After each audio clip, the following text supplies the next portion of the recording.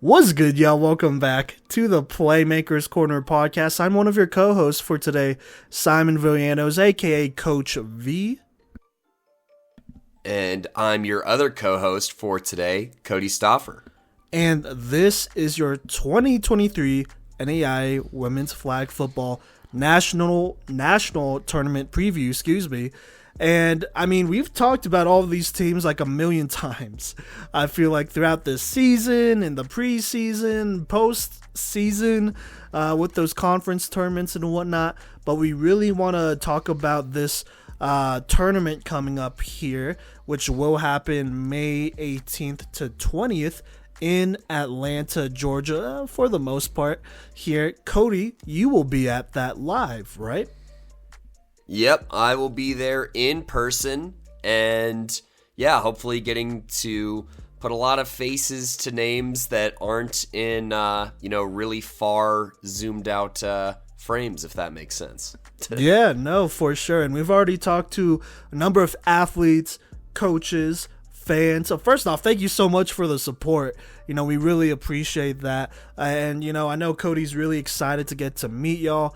I, unfortunately... I can't go because I'm working, but also I messed up my ankle. And Kodey, I didn't tell you this, but I also rolled it again today at work. You rolled it again? Bro, so I was stepping out from the football fields and literally stepping out of my golf cart, I rolled it right off the bat. So I'm not in great shape to travel regardless, but Kodey is kinda, or he will be, and we'll yeah, I'm a little nasally right now, but I will be healthy and good to go by the time I'm flying over to Georgia. So yes.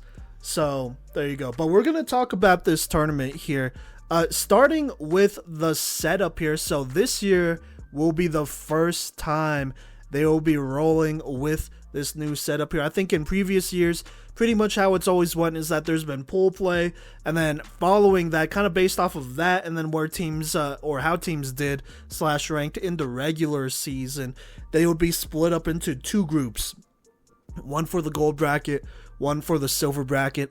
This year, there is neither gold or silver bracket. There's just one big bracket, and also it is a double elimination bracket tournament here. So basically, in case you don't know what that means, this means that each team can lose one time and still be in play for the national championship, potentially here. And so it takes two losses to get kicked out completely and get eliminated. There's no pool play. They're just going to hop into it, and the seeding is honestly, I was looking at the seeding here. It's pretty much identical with where our power rankings lie. I don't know if you've noticed that or not, Kodey, but it looks pretty identical.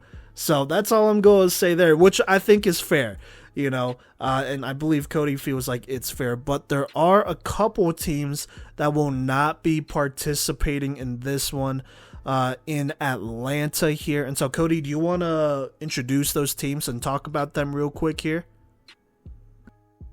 Yeah, so the teams that aren't going to be participating, and I'd say one really big surprise here, and then a few that aren't so surprising, but the teams that aren't going to be participating are Milligan, Bethel, Florida Memorial, and St. Mary's.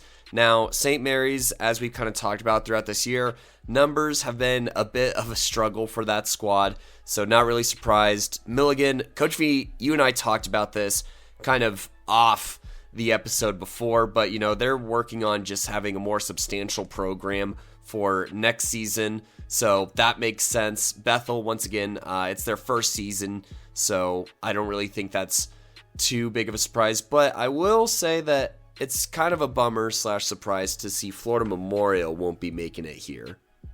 Yeah, first off, agreed with all of those things. I think Bethel, Milligan, and St. Mary's are definitely programs that probably don't need to play in this tournament, for what? And they really are just developing, getting better as kind of younger, more green programs as a whole Florida Memorial is an interesting one here. They have participated in the last 2 tournaments, I believe. And so for them to not be in this one, it definitely kind of throws a wrench in this thing, because it does give us an uneven number for this tournament here, which we'll talk about later about the matchups and whatnot.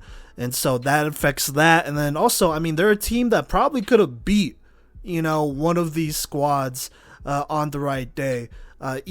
Any of these squads really on the right day, and could have been a real wild card. And so we didn't ask, which we probably will here in the next couple days, but regardless, they won't be in the tournament, so it is what it is there. Other than that, pretty much every other NAIA team that we've talked about that are in our power rankings will be there. And so with that being said, I mean, that's Cottey, Campbellsville, Reinhardt, Midland, Warner, Kansas Wesleyan, Weber, St. Thomas, Keiser, Thomas, and Ottawa. I'm pretty sure that's all of them right there. So there you go. And we're going to talk about all of them. We feel pretty strongly that they are in 3 tiers here.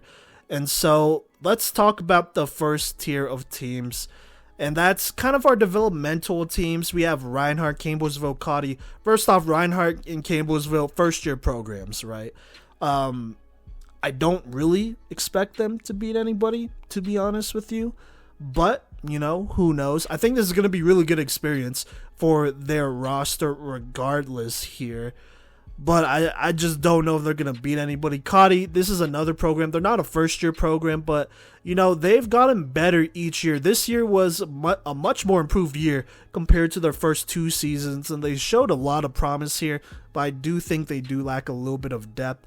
Kodey, do you want to talk about those teams a little bit more if you want here? Yeah, and I think it's fair to start with Cottey and just talk about really their steps forward this season that impressed. I mean, look, not only did they win games, but, they won games in very exciting fashions, I would say. I look to their performance in even the KCAC tournament, where I believe they got their first ever win in a KCAC tournament, if I'm not mistaken. And so, overall in the year, 6-12, so notable wins. I mean, they started off the year super hot, 2-0 to start the year, including a big win over Bethel. So, and then I would say their other notable win would be that win against Bethel in the KCAC, or against St. Mary's, my apologies, in the KCAC tournament. It was a very close game, 1-point win. But, I think that there are a lot of improvements to be very happy with, and a lot of gaps were not, I wouldn't say necessarily closed this year, but a lot of gaps were lessened this year as far as, their ability to compete with other teams across the country and then within the KCAC as well. Then, well, actually, Simon, I'll let you give your 2 cents on Cottey here. And then I'll kind of just ping pong off of these other teams here for you. Yeah, no. So Cottey, I mean, they're a team, like I said, that are still growing and whatnot. I don't think they've hit their full potential and are really in a spot to seriously contend with a lot of these other teams, and that's obviously not a shot at them. That's just kind of where they're at right now. I think a couple players to look out for, since we should mention some of them, is definitely Daniela Goodrich, Angie Cruz, our gal Kenzie Murdoch. She's been great for them, and then some of their freshmen as well: Amaya Corula, Emma Bruce, Shamise Lee, Joliet Johnson. They're all young players that I think could really use this tournament to learn and whatnot here. If not, obviously playing it and get some experience and at least see some other teams play as well. I think this whole tournament's going to be great for experience. And so those are some players to look out for. Oh, sorry, Carry-On Cloyd, their exceptional rusher too. She's been awesome for them. And so that's kind of where Cottey is right now. Like I said, and I think, Kodey, you agree with this, I don't know if they're going to beat somebody in this tournament, just looking at some of these matchups. They are definitely an improved squad compared to the last 2 years here. And so it'll be interesting to see how much they learn from this tournament. I am also going to say I think they have one senior in Jennifer Haberstock. So this might be her last game, but I believe she's only played 3 years, so she might have one more year of eligibility if she chooses to come back. But there you go there, Kodey. What do you think about what I just had to say? I think that kind of goes for all of these teams, right? Yeah, no, I think that's completely fair. And, a lot of these teams maybe didn't have, Cottey, they definitely didn't have the super great recruiting start. I know that numbers were an issue for them last year. So just to see this team more rounded out a little bit, at least in size, getting some good freshmen in the rotation while also having the experience to kind of balance it out, I think has been massive for them this year. And, I think that these other teams are going to experience that and have even experienced some of the highs already with, regards to their season. And so I'll go ahead and transition to another developmental team here in Reinhardt. On the season overall, 3-11. And I will say that their two really big notable wins come in the middle of March here, where they back-to-back, between Tuesday and Wednesday. I want to say this was at a tournament, but maybe I'm mistaken here. But, they get a win over Campbellsville, a very close win at that, 12-7, and then a very close win over Cottey the very next day, 6-0. And, those two wins against, the other developmental teams. Those developmental teams, as Simon kind of hinted at, they don't play each other, really, or there's not really a strong chance of them playing each other, and we'll talk about that more in our tournament preview here.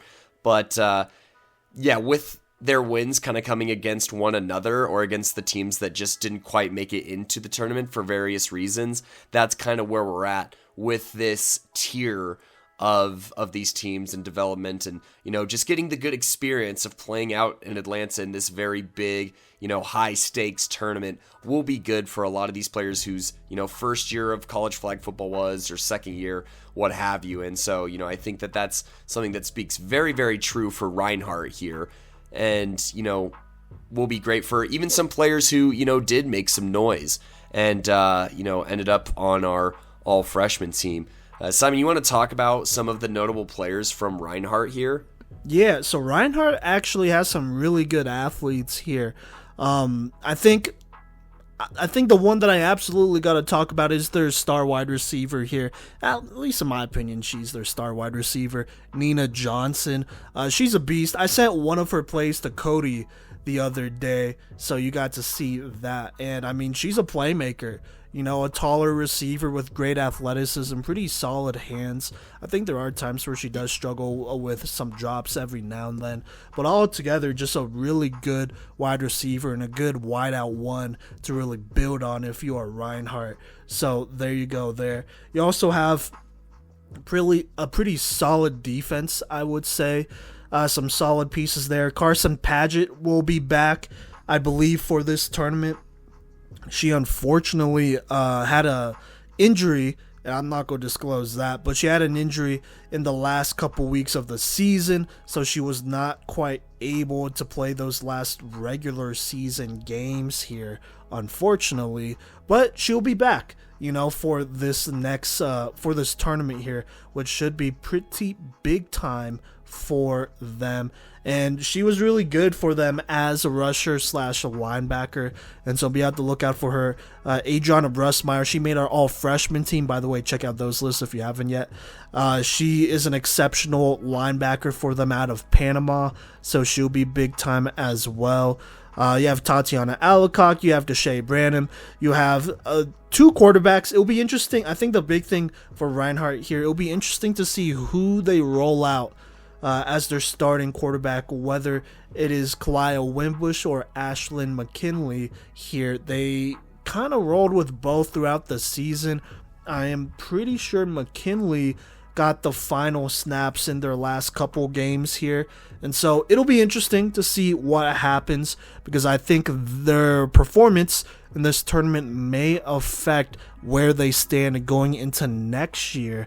And I am going to throw this out there. I'm pretty sure Reinhardt also just signed a quarterback athlete, so there's going to be an interesting A couple interesting players thrown in the mix for them. They're doing a really good job, honestly, as a program. I like what they're building, but a lot of promising talent for that team. Even, honestly, if they don't win, I think these teams are still worth watching for sure. If you do make it out there, they'll probably be out there day one. So over in Marietta, Georgia, I would definitely still watch them because I think there's a lot of potential here. So there you go. But Kodey, what do you think about what I just had to say there about, watching them obviously, and then some of the great athletes I just mentioned? Well, you mentioned sending me that clip, and I'm kind of sad that you didn't mention my response to that clip. I left that for you. You got it. Because I responded, she built like Megatron for real. Because that's just the impression I got from that incredible play that she was able to make. And, I think that it's not bad having a Megatron on your roster, whether you're a new or old program, quote, old program. Granted, it's not a super old organization in sport yet. But, I think that that's a great place to start for Reinhardt. And there's a lot of positives to take away from this season, honestly, that you can be very happy about. I think that every score is definitely something to be happy about, and you can be excited about a lot of things on offense. I think that first touchdown is always a pretty big deal, and, they got that pretty early. They got that in that second week, and, I think there's also some areas of improvement for this team that, did experience kind of the, big stick of foreign policy treatment during certain aspects of this season, so I think that there's a lot of things to build on, and I think that it's going to be great to get them out here. I think that they have a pretty interesting matchup in their first round here, and I'm excited to see them. So yeah, no, for sure. Well, then let's go on and talk about the third team here. That is Campbellsville. A first-year program like Reinhardt here out of Kentucky. They did host that big flag football jamboree thing, flag football frenzy thing in Kentucky, where they had a bunch of teams show up from the Sun Conference and some from the KCAC, and they basically just played each other. And so this squad has some really good experience. I love their scheduling, like I said, and they got some good experience playing a pretty good variety of teams here. And, you see some of these losses. I think some of these losses are really telling. I think 2 of their first 3 losses were against Midland. One was in overtime, 6-12. The other one, they lost at home 13-6. And so it's definitely a little bit interesting. It's definitely a little bit interesting. Now, would that same Midland team lose to them again? Probably not. But, it does show kind of where this team is at, I would say. They got a big win over Cottey, 31-0. I think that's definitely something they could be happy about. And then obviously they did beat Bryan and Shannon College to end the season twice. So, they're in a pretty solid spot here. Some players to look out for before, I throw it to Kodey and have him talk about Campbellsville a little bit here. Some players to look out for. I would definitely say linebacker J.C. Harper. Athlete, really, J.C. Harper is one to look out for. She made our all-freshman list there. A taller athlete with really good athleticism. Presley Payne has been really good on both sides of the ball. Campbellsville is a very interesting team. They like to run the ball a bit here, and, they're not going to win a whole ton of games by just running the ball. But Presley Payne, there are games where she's going to break one loose and get out for 30 or 40 yards and maybe even score. That's how great of an athlete Presley Payne is over there. And so that's definitely one that you got to keep an eye out. At the quarterback position, they do have 2 quarterbacks they've been rolling with. Yaneli Quiros. She's a freshman out of Liberty in Florida. And then you also have Marissa Rankin from Georgia. And so it'll be interesting to see who they roll with because they have kind of switched back and forth. And then kind of an X factor, I guess, to keep an eye out are the Beecher sisters, Angeline Beecher and Annalise Beecher. Angeline is the taller one, I want to say. She's definitely an imposing athlete out there, can make some big plays, has made some big plays. And then Annalise Beecher, she has unfortunately kind of been hurt for a lot of this season. She is somebody that, came back, I want to say, during the Weber game. And, she's a very good player for them. Also, Alexis Thomas, she's another good wide receiver for them. So Campbellsville definitely has a couple of really good athletes out there for them. And, like I said, I don't know if they're going to win, but I do like their coach, Kidwell over there, and I do like a lot of the players they have on the squad to start. So definitely a team to, watch and support out there as they do make the trip out from Kentucky. But Kodey, what do you think about Campbellsville here? I think Campbellsville kind of conducted it. You look at some of these results, and they don't really give off the impression of a first-year program. I mean, other than the opening against Kansas Wesleyan, I look at some of these defensive performances. Look, 0-25, that's not necessarily a great game, but for a first-year program to do that against Thomas, I honestly think that there's a lot more that you could be upset about. You look at some other first teams matchups with Thomas, 25 points is not that bad of a margin. So, then even their next performance against Warner on that very same day where they hold them to 20, and I believe at this time that this was a healthier Warner squad as well. So, their defense has put together some decent performances throughout this season, and I think that there's a lot to be excited about. I think that they're going to come into this next season with a ton of gas, honestly, and, make that be one of those programs that we see take that huge kind of stride forward. And I think that that's something to be excited about, and I think that it's a good opportunity for them to, compete. And I think that, once again, they have an intriguing opening matchup here, and I think that the circumstances surrounding this matchup are a little bit different than the previous time both these teams played. So, like I said, I'm not calling for a W necessarily at this time, but I think, that's one that is definitely interesting, and hopefully I can sprint by or something. We'll still have to see kind of how the fields are laid out and whatnot, and what is able to be streamed and what isn't. But, we'll talk a little bit about the tournament and my plans a little bit later on this episode. But yeah, no, absolutely. So there you go. Those are those three teams. Those are some players to look out for, what they've done so far, I guess what to expect moving forward.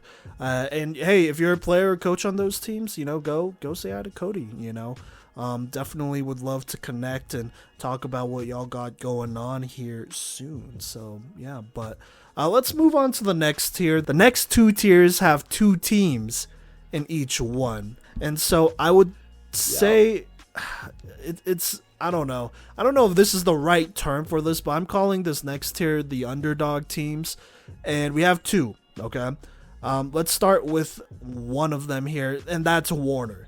So Warner was a team that I said in the beginning of the season, closer to the beginning of the season, like week 2, week 3, that this is probably a dark horse team, a low-key contender, all of that great stuff. Then Madison Tingen went down, and so that was really bad. Then also Jenna Marrero went down, and things got even worse somehow. And so with that being said, Warner's last 4 games were basically their last 2 weeks here. Tingen got hurt against FMU. Then they played Keiser, Thomas, and Weber. All pretty good teams here, but all of them beat them pretty handedly. The Weber game was the closest, 27-13, but also I felt like Weber was pretty much in control despite not even playing their best game there. And then they lost 45-0 to Thomas and 58-6 against Keiser. So that happened. And actually, I want to say Jenna Marrero actually played in that Keiser game even. So that's even worse. And so this Warner team is in a really tough spot. I am just going to go ahead and assume that Madison Tingen is probably not going to play. And if she does, I am a little surprised there. Most likely it'll be Jenna Marrero or one of their other freshman quarterbacks. I think that is the best bet. Andre Rodriguez, Shea Crooks, Courtney Cromer, or some combination of that. But Kodey, what do you think about Warner? I've obviously covered them these last couple weeks. I've expressed my worry.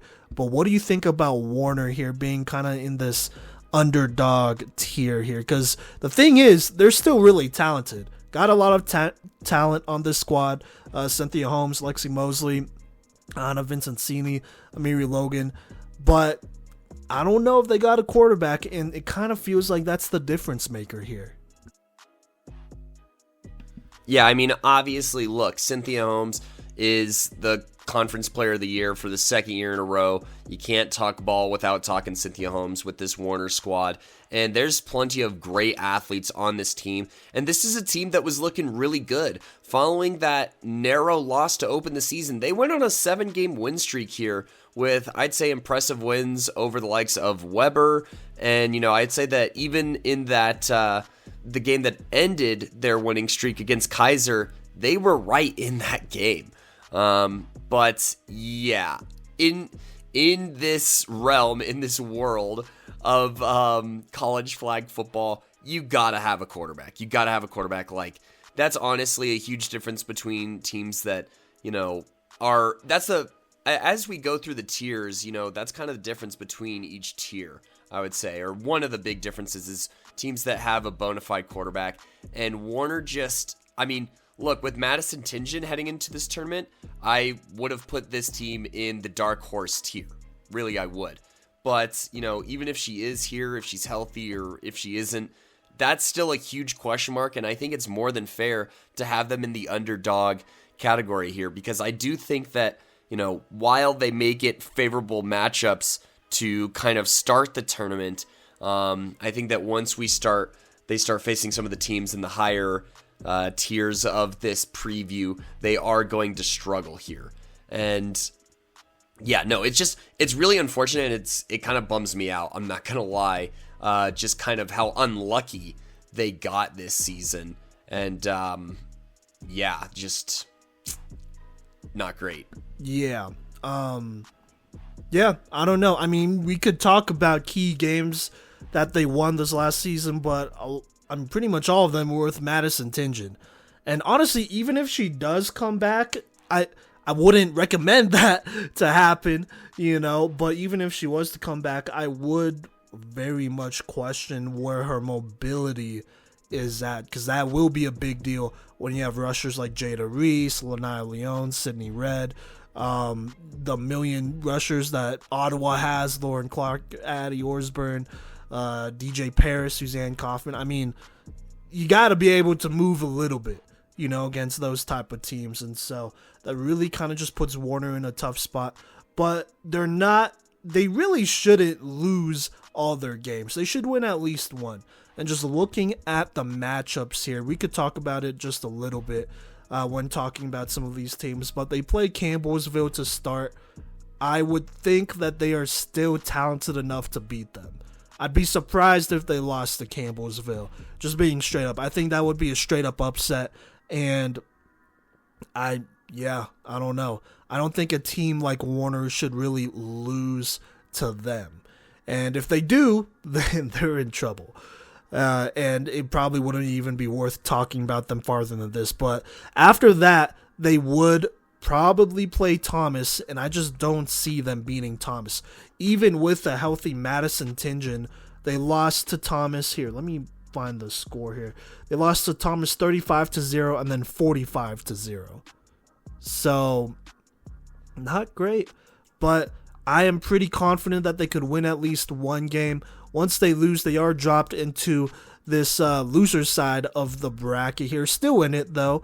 And just looking at how things might shake out, most likely they'll play Cottey, who, once again, even, without, I guess, a set quarterback, they could probably still get by.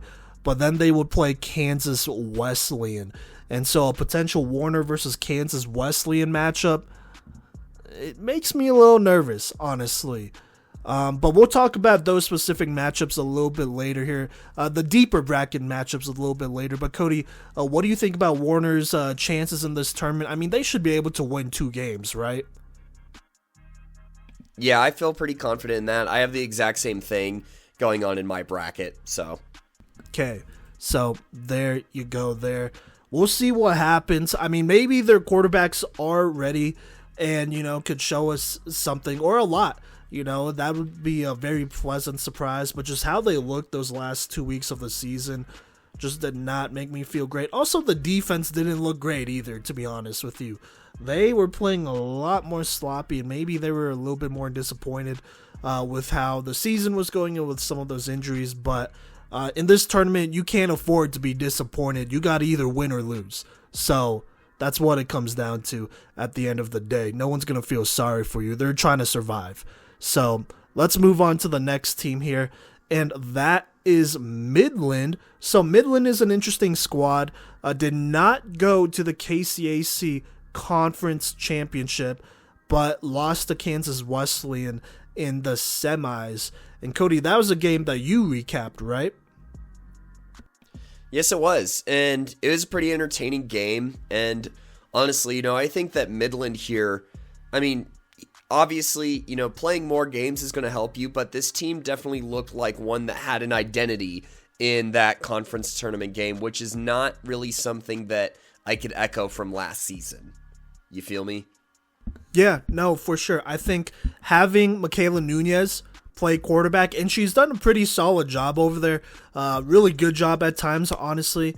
I could say that I think having her back there was huge.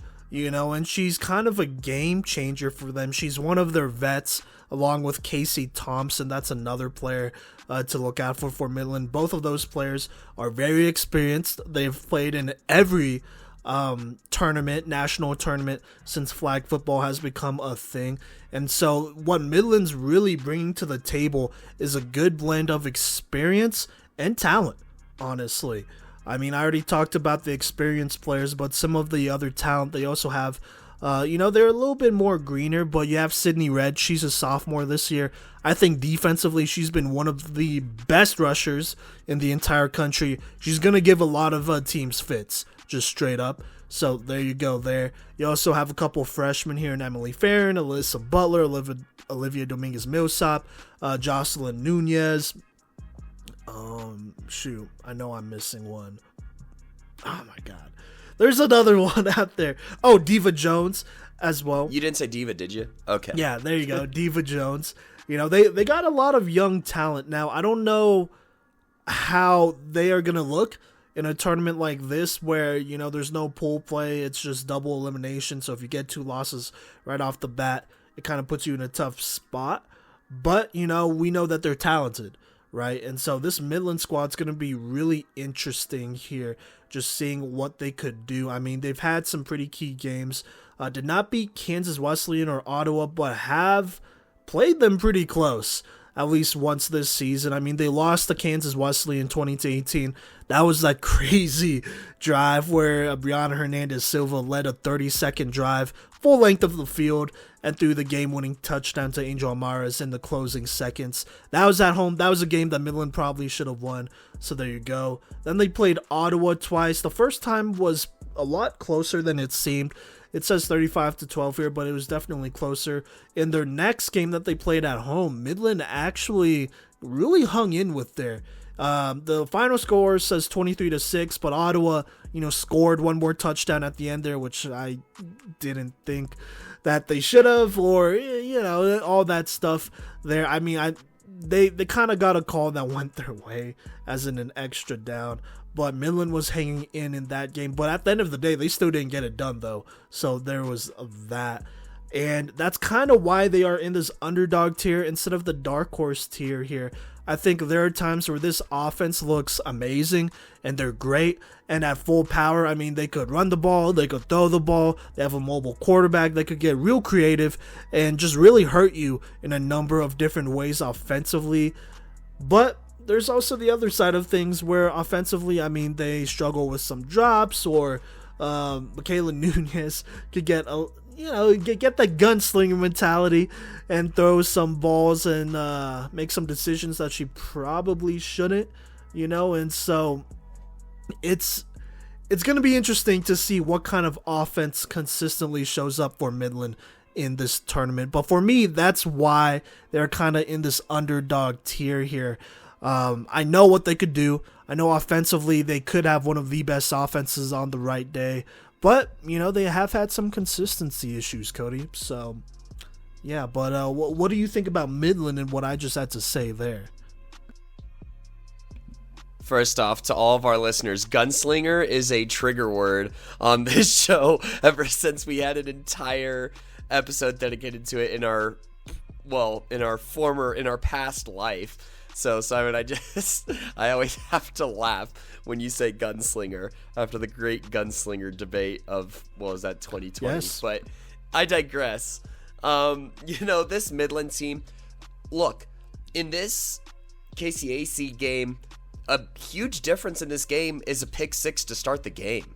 I mean, really, this game was really close. It was really back and forth. They made Kansas Wesleyan earn every single point other than that pick six at the very beginning. And yeah, I think that, Midland took a huge step forward. And I want to say that compared to last year, they gave out a lot more beatings this year than they, received. Like 35-12, 23-6, like those aren't quote unquote close games, but as Simon said, they were closer than they looked.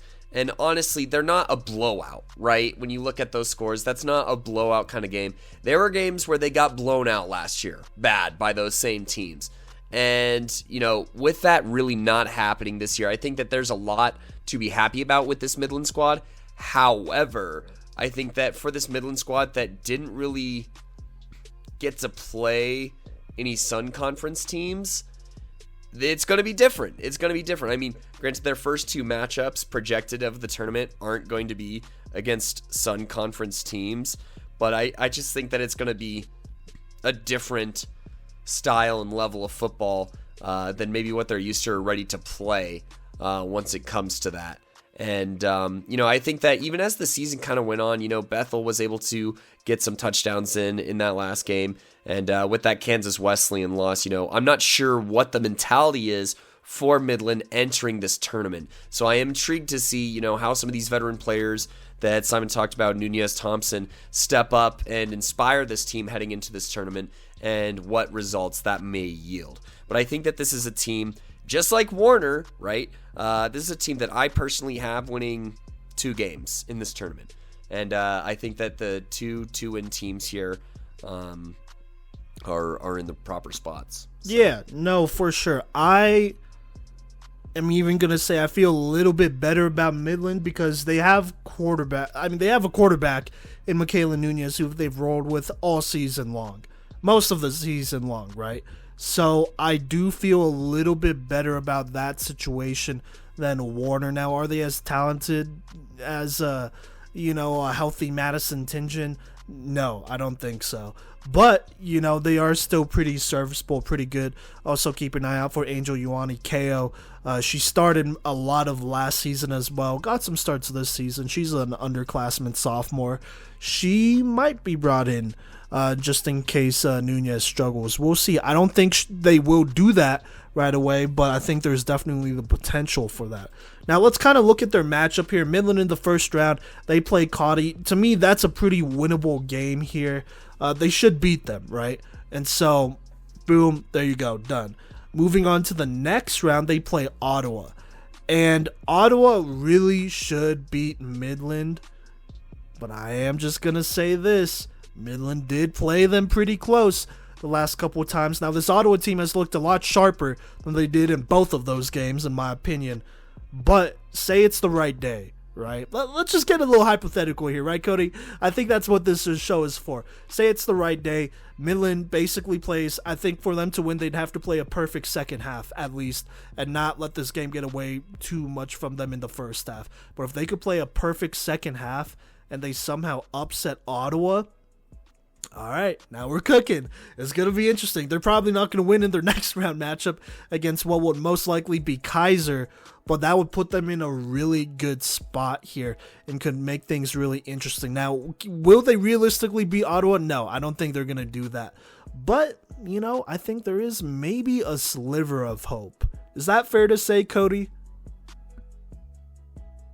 Yeah, I think so. I mean, look, they've shown that, the gap between them and Ottawa is not as big as people thought in prior seasons, I think, with their performance this season. But, I think that this game is going to be very indicative of both of these teams here. And, it's up to Midland if they want to let Ottawa make a statement on this national stage, or if they're trying to make a statement on this national stage and maybe show that the Queens can get their crown knocked off. You know what I mean? Yeah, no, for sure. Like I said, I think Ottawa is still probably favored 90%, right? But, Midland has played them close. Really, you just got to be close by the fourth or third quarter to have a good chance at winning the game, right? That's what it comes down to. So we'll see. I don't think it's going to happen, but there's definitely the potential for that. Now, if Midland loses, most likely they are going to probably play Campbellsville in the first round of that losers bracket, who I think they should beat. But also, you got to remember, Campbellsville played Midland pretty close. Now, it was back when they had Angel Ioane at quarterback, and she did kind of have her struggles there.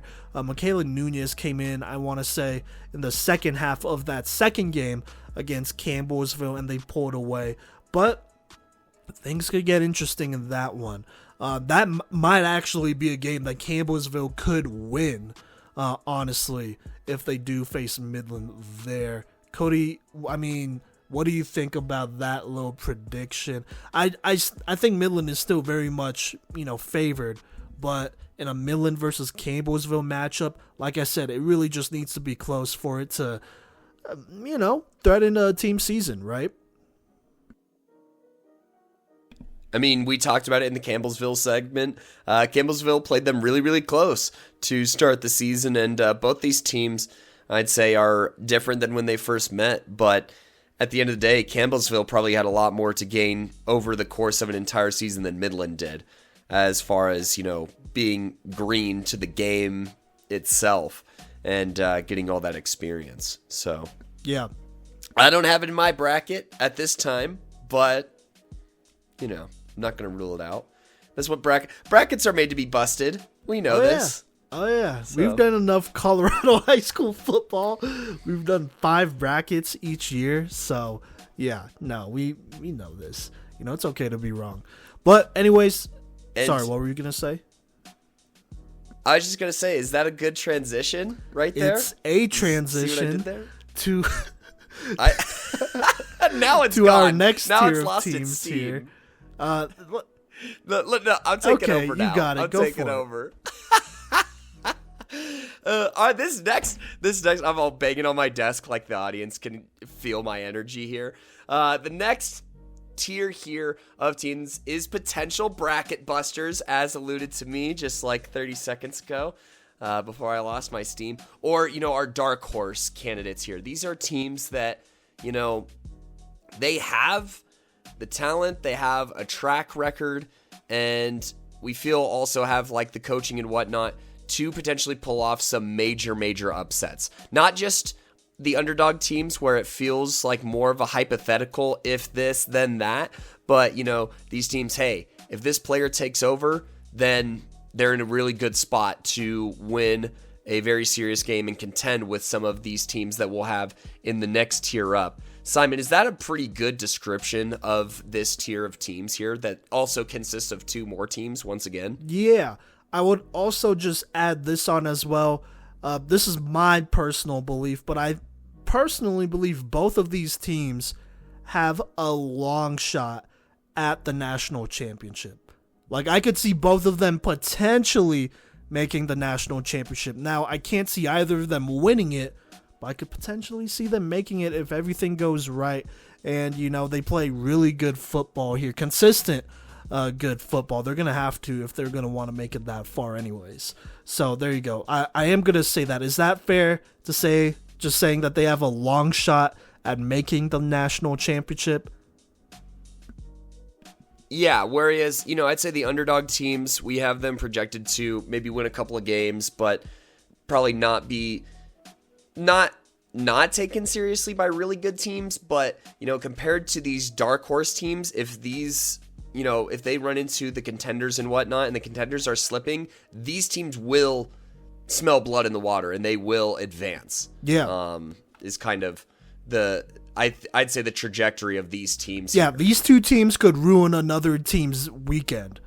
Easily. They will ruin another team's weekend. Well, okay, I don't want to say they will, but Kodey, why don't you go ahead and talk about one of these teams here to start? Yeah, so the first team we're going to talk about here, I'm going to start in the Sun Conference with Weber here. Overall, 9-7 on the year. And I mean, look, Weber has always, kind of been on that cusp, right? Like, they've been right there.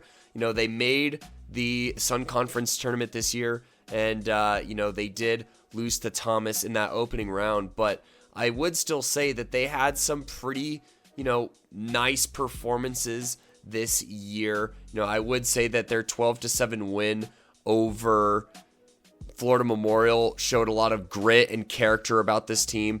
But, I think that the big one that a lot of people, almost looking back, kind of get mind-boggled is their throttling of St. Thomas early in the season, 37-14. And, I would say also I know we're trying to talk about notable wins, but as far as notable loss, they only lost to Keiser by 2 the week prior. So this is a team that has knocked off the Sun Conference runner-up. That St. Thomas squad obviously is a completely different animal in Bobcat by this time of the year. But, Weber, they have, especially the playmakers on both sides of the ball to make any game interesting. I mean, when you have one of the best, if not the best receiver in the game, moving the chains for you constantly and just making life miserable. I'm not even going to mince words, miserable for other teams in Caleb Burrows. That's a huge start. When you have a defense that is super strong with Robinson, holding it down and, getting lots of really great flag pulls, and just a team that moves really, really fast on the defensive side of the ball and has a lot of hustle. And then on the offensive end has, playmakers, kind of at the disposal, including some that we've been able to follow for some time. Shout out Caitlin and Emma down there, Sigmundi and Balako respectively. But, this team, you cannot overlook this team. This team was able to score in bunches at times throughout this season. And, they were also able to really stiffen up on defense and, play very close contested games when needed. Now, even I would say that Thomas maybe didn't struggle as much with Weber, but, the fact that St. Thomas has that one loss to them that was kind of lopsided early in the season, and then, those close games against Keiser, I think Weber is that team that we talk about, or we've talked about from year to year, that's like, oh my gosh, like, they're going to turn a corner at some point, you know what I mean? And they're going to kick into that next gear. I feel like we talk about it basically every year. And this tournament, once again, could be that corner that they can turn. The opportunity and the potential is there, but will they do it is the major question mark. Simon, I've yammered on for quite a minute here, but I want to let you react and also kind of give your 2 cents on Weber's program here. Yeah, no, for sure. So that win against St. Thomas, that was really early on. I'm pretty sure they were rolling with Julianne Yolkowski instead of Holly Neer at quarterback, and then they switched to Holly Neer, I'm pretty sure, after that game, because then St. Thomas played Keiser, I want to say, right after that. But regardless, though, I mean, the defense was still there, and they didn't play great either. And so, honestly, I mean, look, number one, Caleb Burrows, she's going to be a threat. She is extremely hard to stop. Even if, you limit her to short catches, she's real slippery. She's probably one of the best, if not the best, receiver at getting yards after the catch consistently. You know, she's going to make you miss. She's going to spin move. She's going to juke. She's going to find open field. Honestly, if she finds open field, that's a wrap. So there's that, you know. So she's going to be a real big threat at that wideout 1 spot.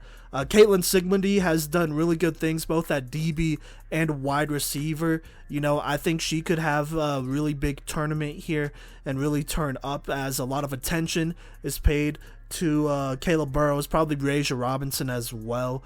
And speaking of Raja Robinson, she'll be great on defense along with Kayla Burrows. And so that middle of the field for Weber will be pretty locked down. Do want to talk about the rushers. They have 2 freshman rushers, Jasmine Henry, Flash, and Jada Dillard. Both of them are excellent in my opinion. They do a really good job at applying pressure. I want to say Jasmine Henry also plays a little bit of running back as well. I think she could really be an X factor for this Weber team. She is somebody that could straight up ruin a lot of teams' weekends. She has elite speed, elite agility. You know, once she sees open space, she's gone. I've seen her take some insane, not insane catches, but like some insane plays to the house. You know, just like that. She is somebody that is very much a home run hitter. And with all the attention being paid to, you know, the Burrows, Sigmundy, Robinsons of the world, got to keep an eye out for Jasmine Henry. I think that's someone they're going to utilize maybe even a little bit more in this tournament here, as she is pretty much a walking mismatch. There really isn't many players that match up with her well. So there you go there. But yeah, I mean, this Weber team, I mean, they have a lot of potential. Like I said, I could see them making it to the national championship. I don't think they could win it, especially in this format, which is like significantly tougher. I think if it was the previous format, they'd have a much better chance. But in this format where a team can lose once and then, you know, still be in it, that's low-key really dangerous. To have a team that already lost once in the tournament and they're still alive and they're scrapping and trying to stay alive, you know, and so that's definitely something I worry about. But with Weber here, I mean, this is a team that has the talent to win against some of these big boys, some of these heavyweights, I should say here. And I mean, let's talk about it. So they actually play Keiser in the first round because there's no bye.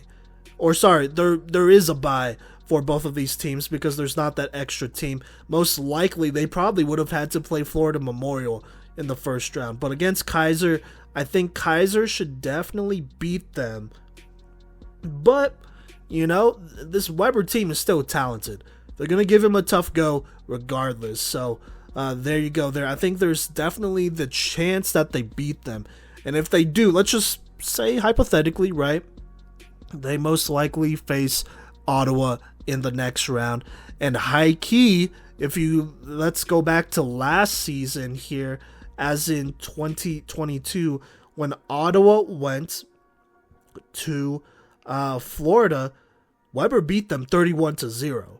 Now, that was kind of an insane game. Thomas just upset Ottawa earlier on, all that stuff. It was their second game, but still beat him 31-0. So just keep that in mind. I mean, it's obviously a different squad, but they have shown they could beat them before.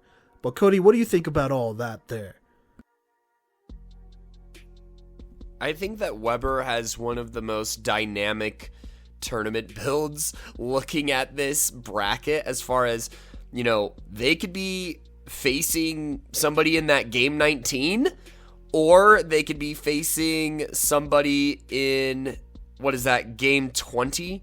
You know, I think that there's a pretty big spread here as far as, and if somebody was looking at this tournament, that means that they could either make it to the semifinal on the top part, or basically the semifinal, or just right before on the losers bracket, right? So there's a huge range, because also their tournament could I don't see their tournament ending any earlier than game 18, which is just before game 20 for everyone listening in. But, it's going to be a wild weekend for Weber, and it's just another one of those teams where which Weber is going to show up, I think is the major question heading into this weekend. We've all kind of had like a decent break, right? So, hopefully they've had a lot of time to get their mind right, get their bodies right, and then come in with a head full of steam here and maybe, play a little bit more like this Weber team that we maybe saw at the beginning of the season that came out super duper hot prior to, basically going to all conference play and starting to struggle a little bit down the stretch. Yeah, no, for sure. I mean, consistency is definitely the issue here, but the talent is undeniable for Weber. And really on either side of this bracket, whether they're in the winner's side or loser's side, they're going to be dangerous. I mean, look, even if they do lose one game in the tournament, I wouldn't count them out. They should probably win their next couple matchups on the loser side, which would most likely, at least according to my bracket, probably be against Reinhardt and then probably Midland there. But then most likely they either face St. Thomas or Thomas in that next part in the losers bracket, which could get really interesting here. And, we'll see what happens. I think we'll just have to see what happens there. But, also, we didn't talk about her really, but Sam Wilson at quarterback for Weber has been really good for them. She didn't make our all-playmaker list this year, but I see her. I see her out there. She's been very much improved, I would say, and I think she is a quarterback that you can have a deep playoff run with and probably eventually win a national championship run with if you have the right pieces around her. So I just want to throw that out there. It's not like they don't have a quarterback. I think she's definitely a top-tier quarterback, right, Kodey?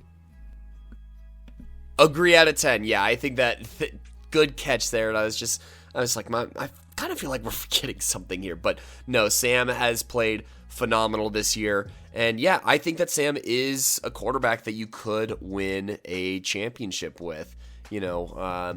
Granted, the whole team has to play a perfect game with this squad in particular, but I do think it's possible. And, she was really smart with the football this year and kept those turnovers pretty minimal, I would say. So, I would agree with that. And I'd also say that this next team has a pretty legit baller under center in that shotgun formation as well.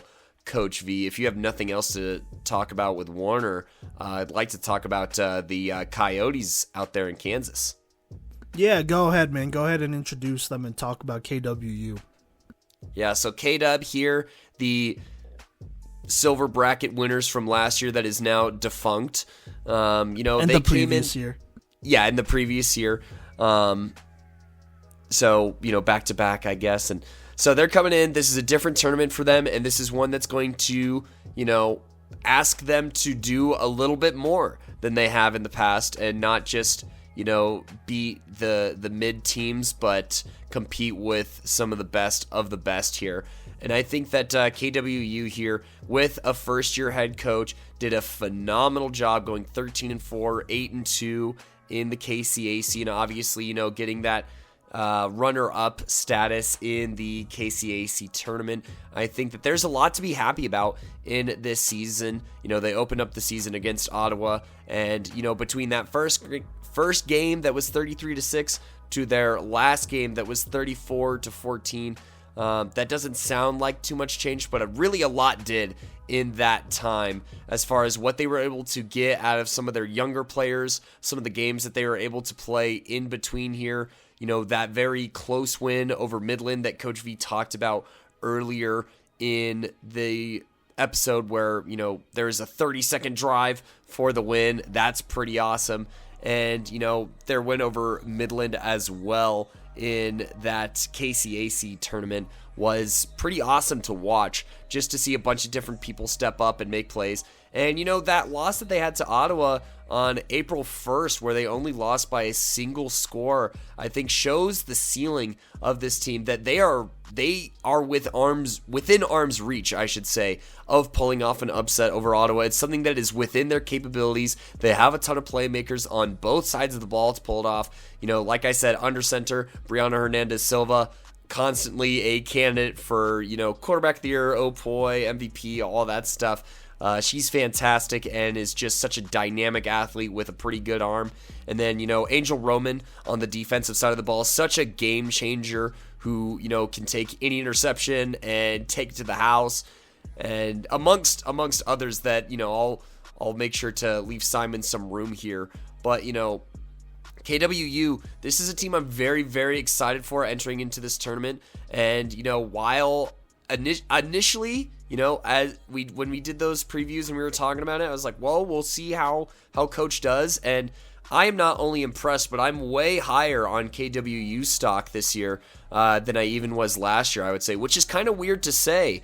But, that's kind of my little preview here, my little out with the Coyotes. And Simon, I don't think you and I are too far apart on this assessment or analysis, especially with some of the new weapons that they got this offseason from some of those freshmen. Yeah, no, they're definitely talented. I mean, you have a quarterback in Brianna Hernandez-Silva who has some talent for sure. It is going to be an issue. I've never said this before, but I'm going to throw this out there. I love her game, and honestly, I think part of the reason why I really like her game is that it does kind of give me some flashes of college RG3, Robert Griffin III from Baylor. I don't know, just the way they be rolling out and throwing it on the run sometimes and running it and all that stuff, it gives me like some major flashbacks sometimes. So there you go. On that game-winning drive, that was crazy. Like that's the one that like I'm always gonna remember, and that's when I really got the RG3 vibe. Is I don't know, Kodey. What do you think about that? That's not like disrespectful. No. Or anything, right? I feel those vibes. I feel those vibes. College RG3. And honestly, I see it when she gets a breakaway down the sideline and she gets going full speed. I'm like, hey, I've seen that before. So that like breakaway sideline speed where she gets to kick it into that 6th gear, that's where I can see it. So you're not alone on that hill. Don't worry about that. Okay. All she needs is now one sleeve on her left and a glove to match. But there you go there. But yeah, so she's been great, obviously. I mean, I think that's something we could definitely always pretty much kind of rely on. Just the stability at quarterback for Kansas Wesleyan because of her.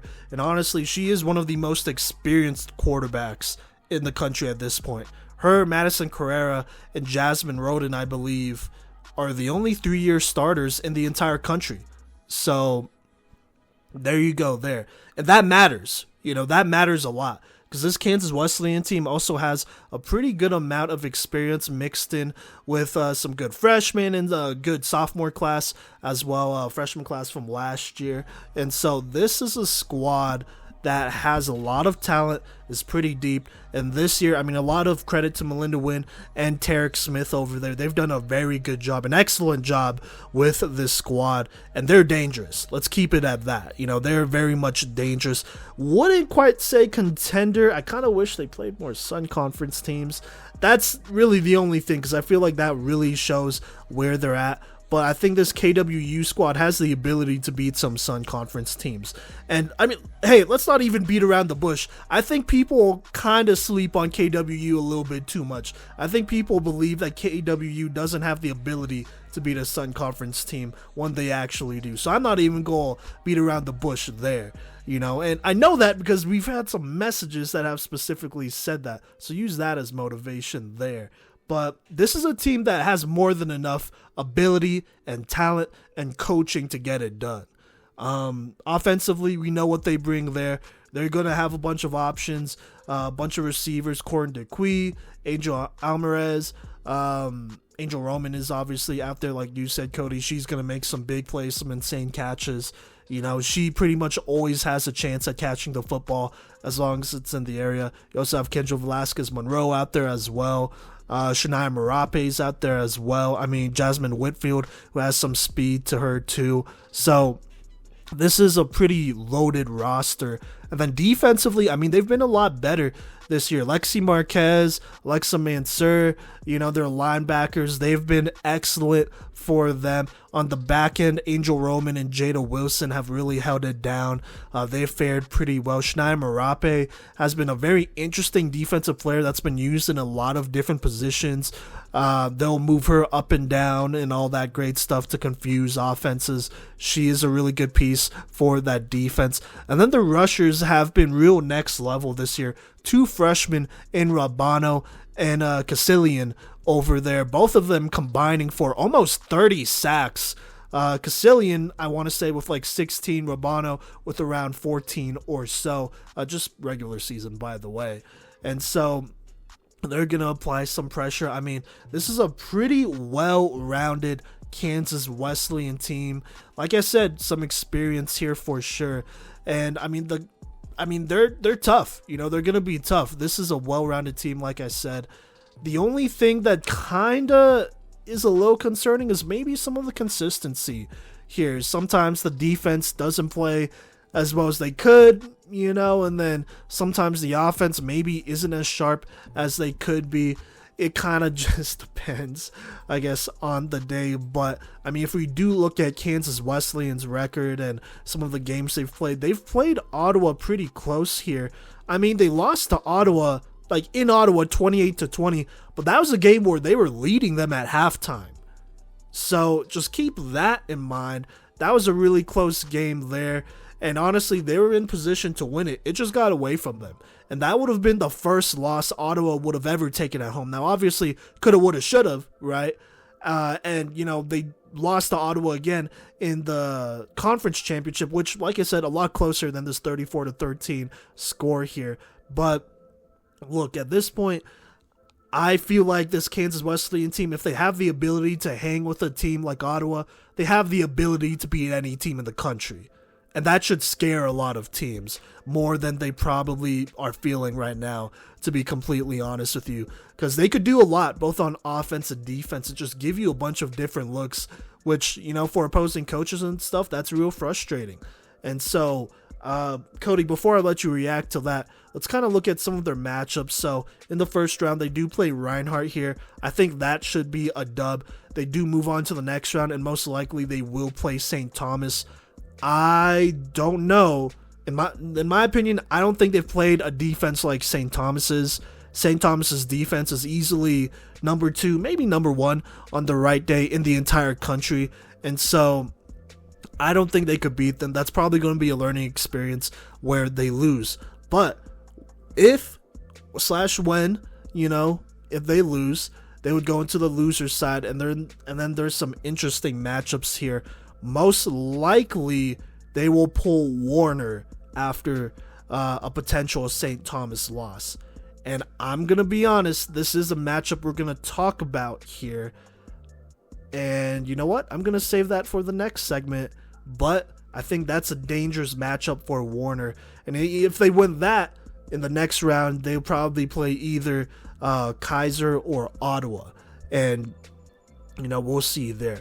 But regardless, I think we're really going to see where this Kansas Wesleyan team is at the end of the day. Like I said, I think there are a lot of people out there that don't think they could beat a Sun Conference team, but I really do think they could at least hang with a team.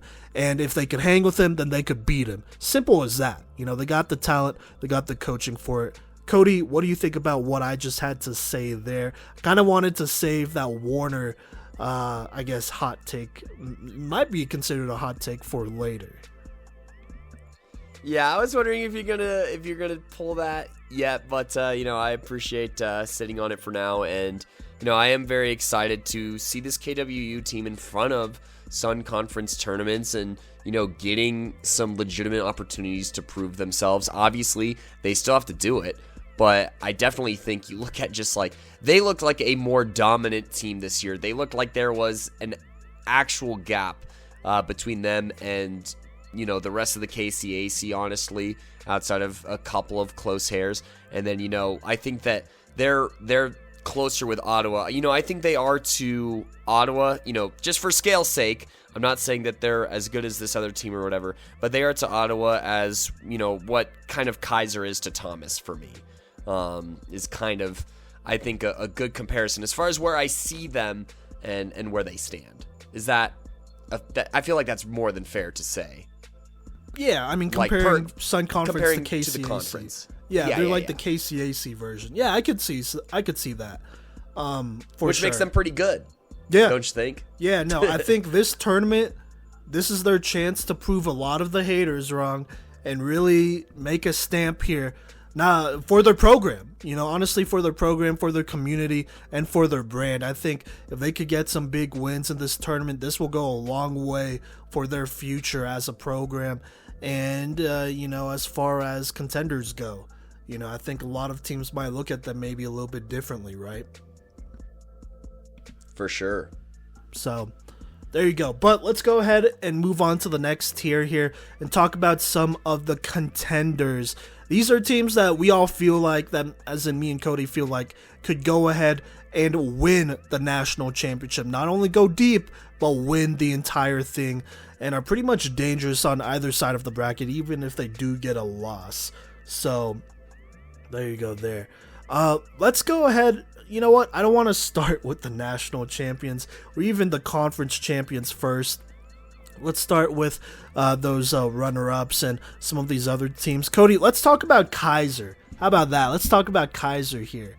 I'm not going to lie. I, for a second, considered maybe moving them down a tier. But the more I look at this team, and I think the more time I get away from watching them play St. Thomas, because their last two games were against St. Thomas and Weber. St. Thomas gave them kind of a tough time, and they were really hot at the end of the season there. But, just kind of removing myself from that, space and just looking at their season as a whole, this is a Keiser team that I really could believe could win it all. They could win it all, and I would not be surprised at all. I think they have a good chance at that. Now, looking at this team here, I think defensively they're really underrated, but this is a defensive squad that will hold this team within reach of a lot of the top tier programs, and they have consistently done that this season. I'm looking at great players like Reagan Pellegrino at rusher, who was a finalist for us here. I'm looking at Sydney Woodman, who did get hurt for a little bit of last season, but she's a great DB out there. I'm looking at their linebackers, Samaya Bryant. She's great out there. You also obviously have Kennedy Foster out there. She holds it down back over there. This is a defense that is going to be tough to play against. Maybe not as dominant as a St. Thomas or a Thomas, I would say, but they're tough. I think this is a defense that is good enough to win them a national championship. Now, their offense, I think, is probably one of their stronger suits. I think this is an offense that really puts them over the top here. You have Jasmine Roden, one of the best quarterbacks in the country. Like I said, one of 3 quarterbacks in the country who has started for 3 years and who is entering her 3rd tournament here. And I think she's going to be ready here. I think she's going to really give it a good go, and she's going to be dangerous for sure. It also doesn't help that she has an entire arsenal at her disposal with Adrian Rodriguez, who is an all-playmaker center for us. She also has Emma Wagaman, who was in considerations for best running back. She's great. She's really good at yards after the catch, and definitely someone who could be an X factor. And then you have a stacked receiving core. Kennedy Foster at the top. She's going to make insane catches. She is a great fundamental wide receiver. She's a bona fide star. She's going to do what she does. If you need a first down, she's going to get you one. You have Chloe Griffin out there, who's been big time for them in the past with some speed. You have some of the freshmen on this team as well. Sophia Caprio and Brenna Ramirez both making our all-freshman team. Both very talented wide receivers that can not only burn you, but also work in between the hashes as well and give you a lot there. And plenty more. And so this Keiser team, just looking at the roster, they could definitely beat any team in the country and make a long run to the national championship. Now, I do think there are some consistency issues. Offensively, they've struggled at times. Now, like I said, a lot of those times were against like top tier teams like St. Thomas, but at the end of the day, you're going to have to beat one of those teams. They're going to have to beat one of those teams to make it to the national championship and win it, for sure winning it. If they want to win a national championship, they're going to have to beat one of those teams.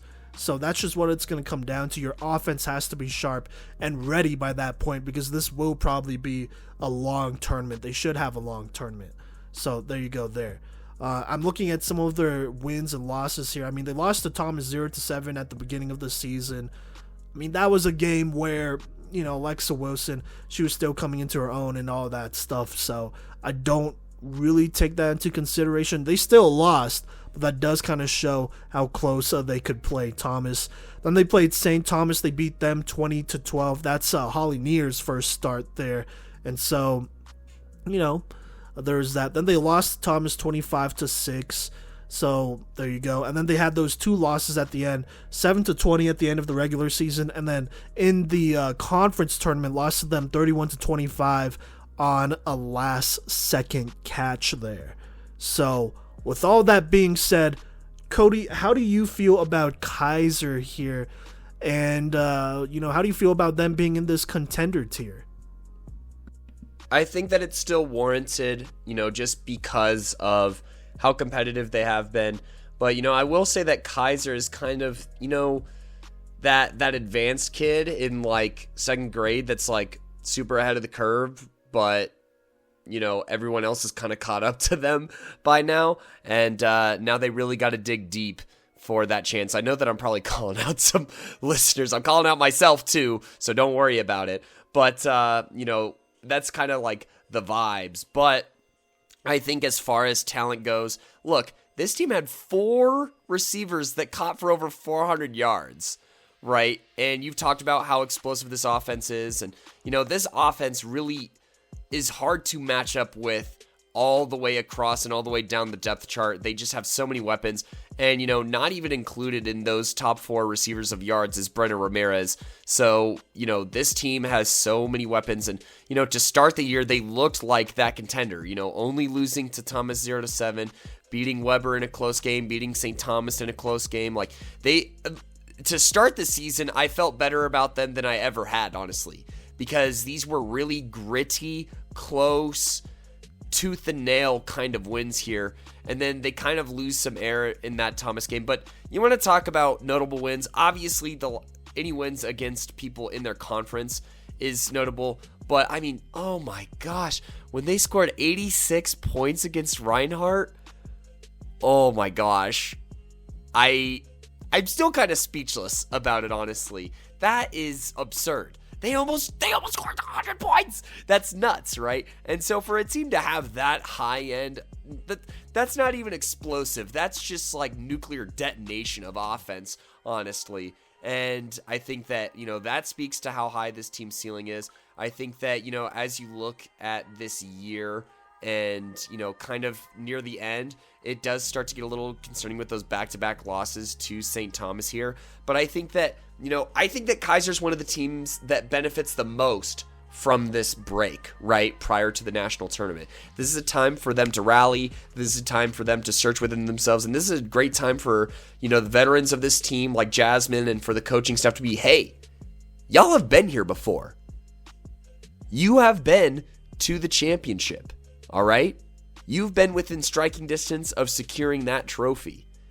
You've been right there. You've competed with the heavyweights in this tournament.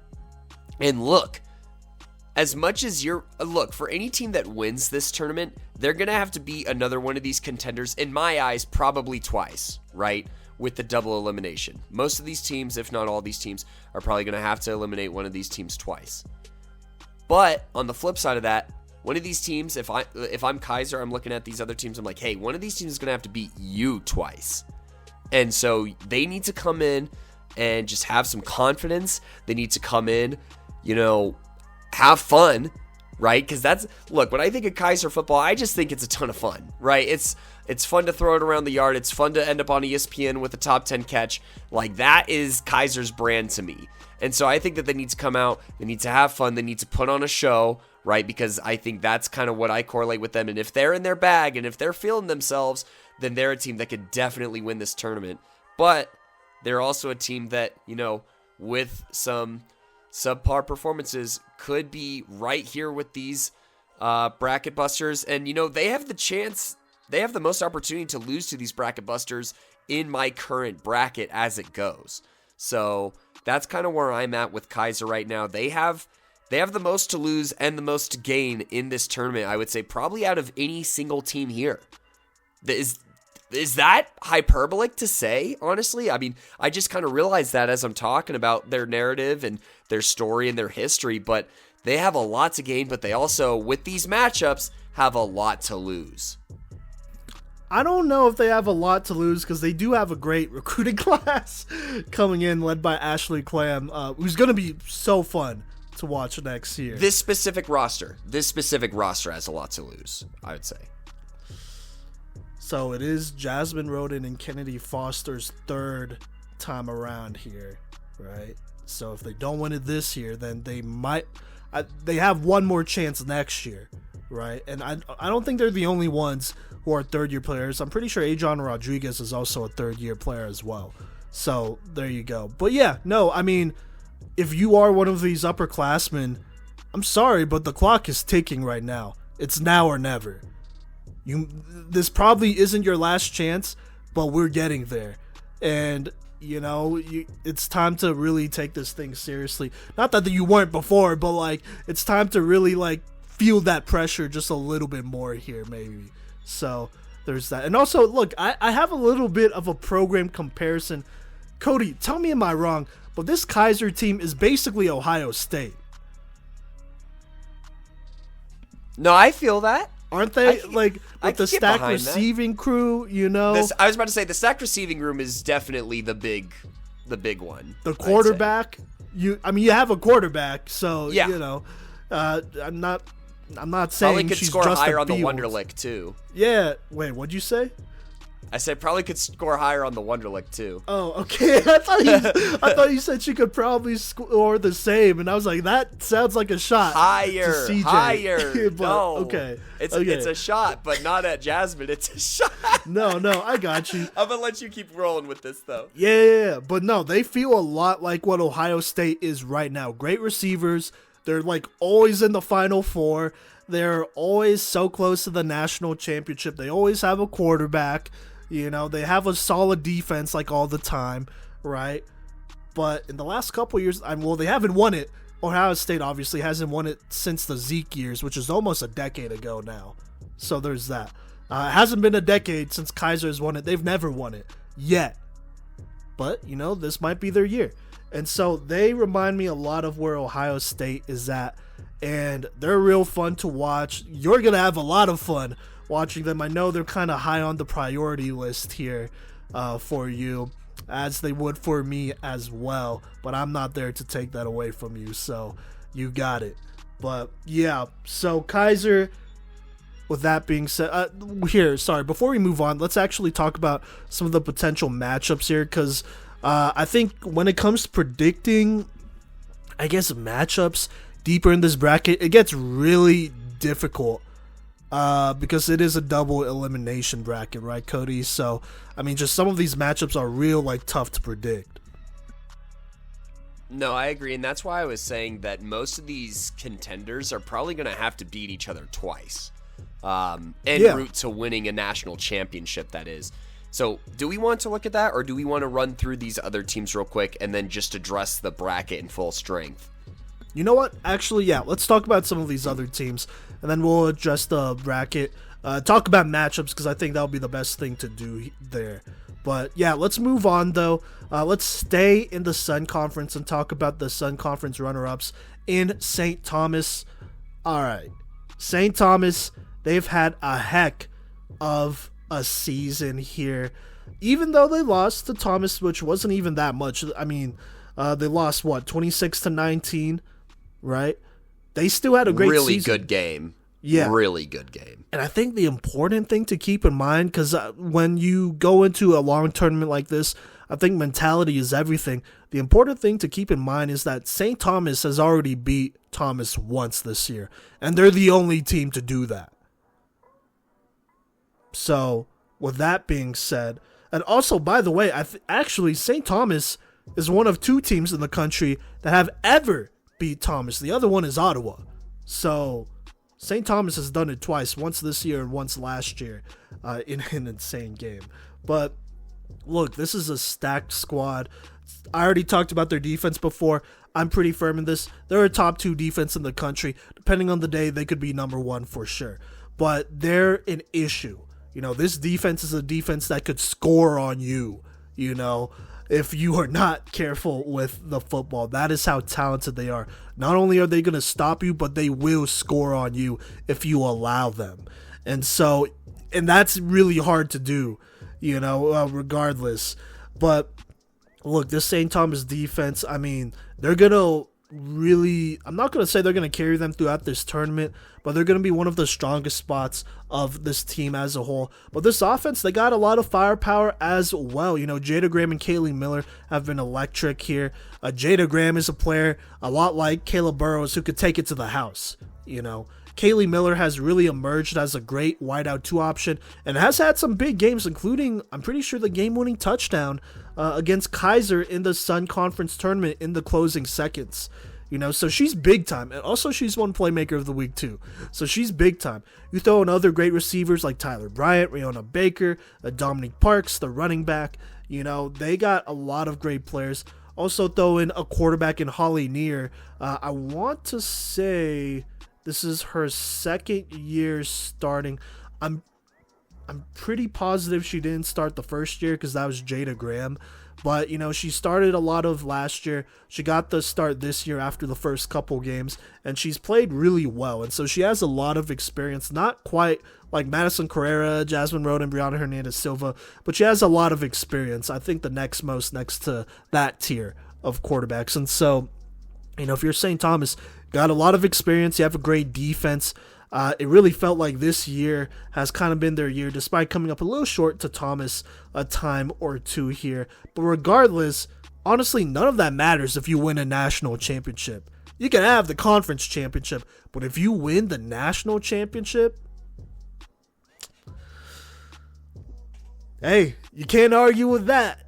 You can't argue with that, right, Kodey? No, that's true. And look, I think with St. Thomas this year, I for one will put myself in the category of those who were very surprised, and one of those people that I'll admit did not foresee this kind of season coming for St. Thomas. I really didn't, and I'd like to own up to that and give them their props for overachieving this season. And, for pulling off some of these wins. And, they looked really, really good in that Sun Conference tournament, even in their loss against Thomas. But this is what I'm talking about. In these big games with the lights on, or, with the attention on, with the spotlight, whatever you want to call it, right? They've pulled off close wins. And they've done that, against Thomas in a victory. They've done it against Florida Memorial in a victory. They've done it against Warner. Like, they have a ton of really close wins this season. But at the same time, why are you... arguably, why are you only winning by so much against some of these teams can be an argument as well, maybe.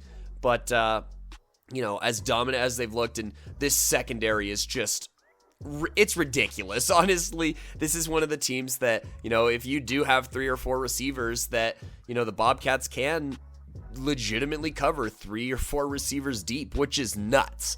From a depth perspective and from a skill perspective, it's pretty absurd.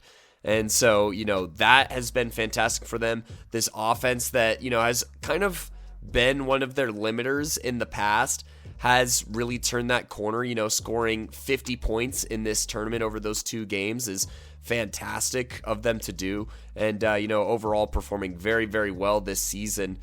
But, the Sun Conference tournament is different than the national tournament, and they will, have to show that game rotates to that national stage come this tournament here. But, they are one of the teams that, even including some other games against some JUCO programs, that they have played like the most games out of any team this season, I'm pretty sure.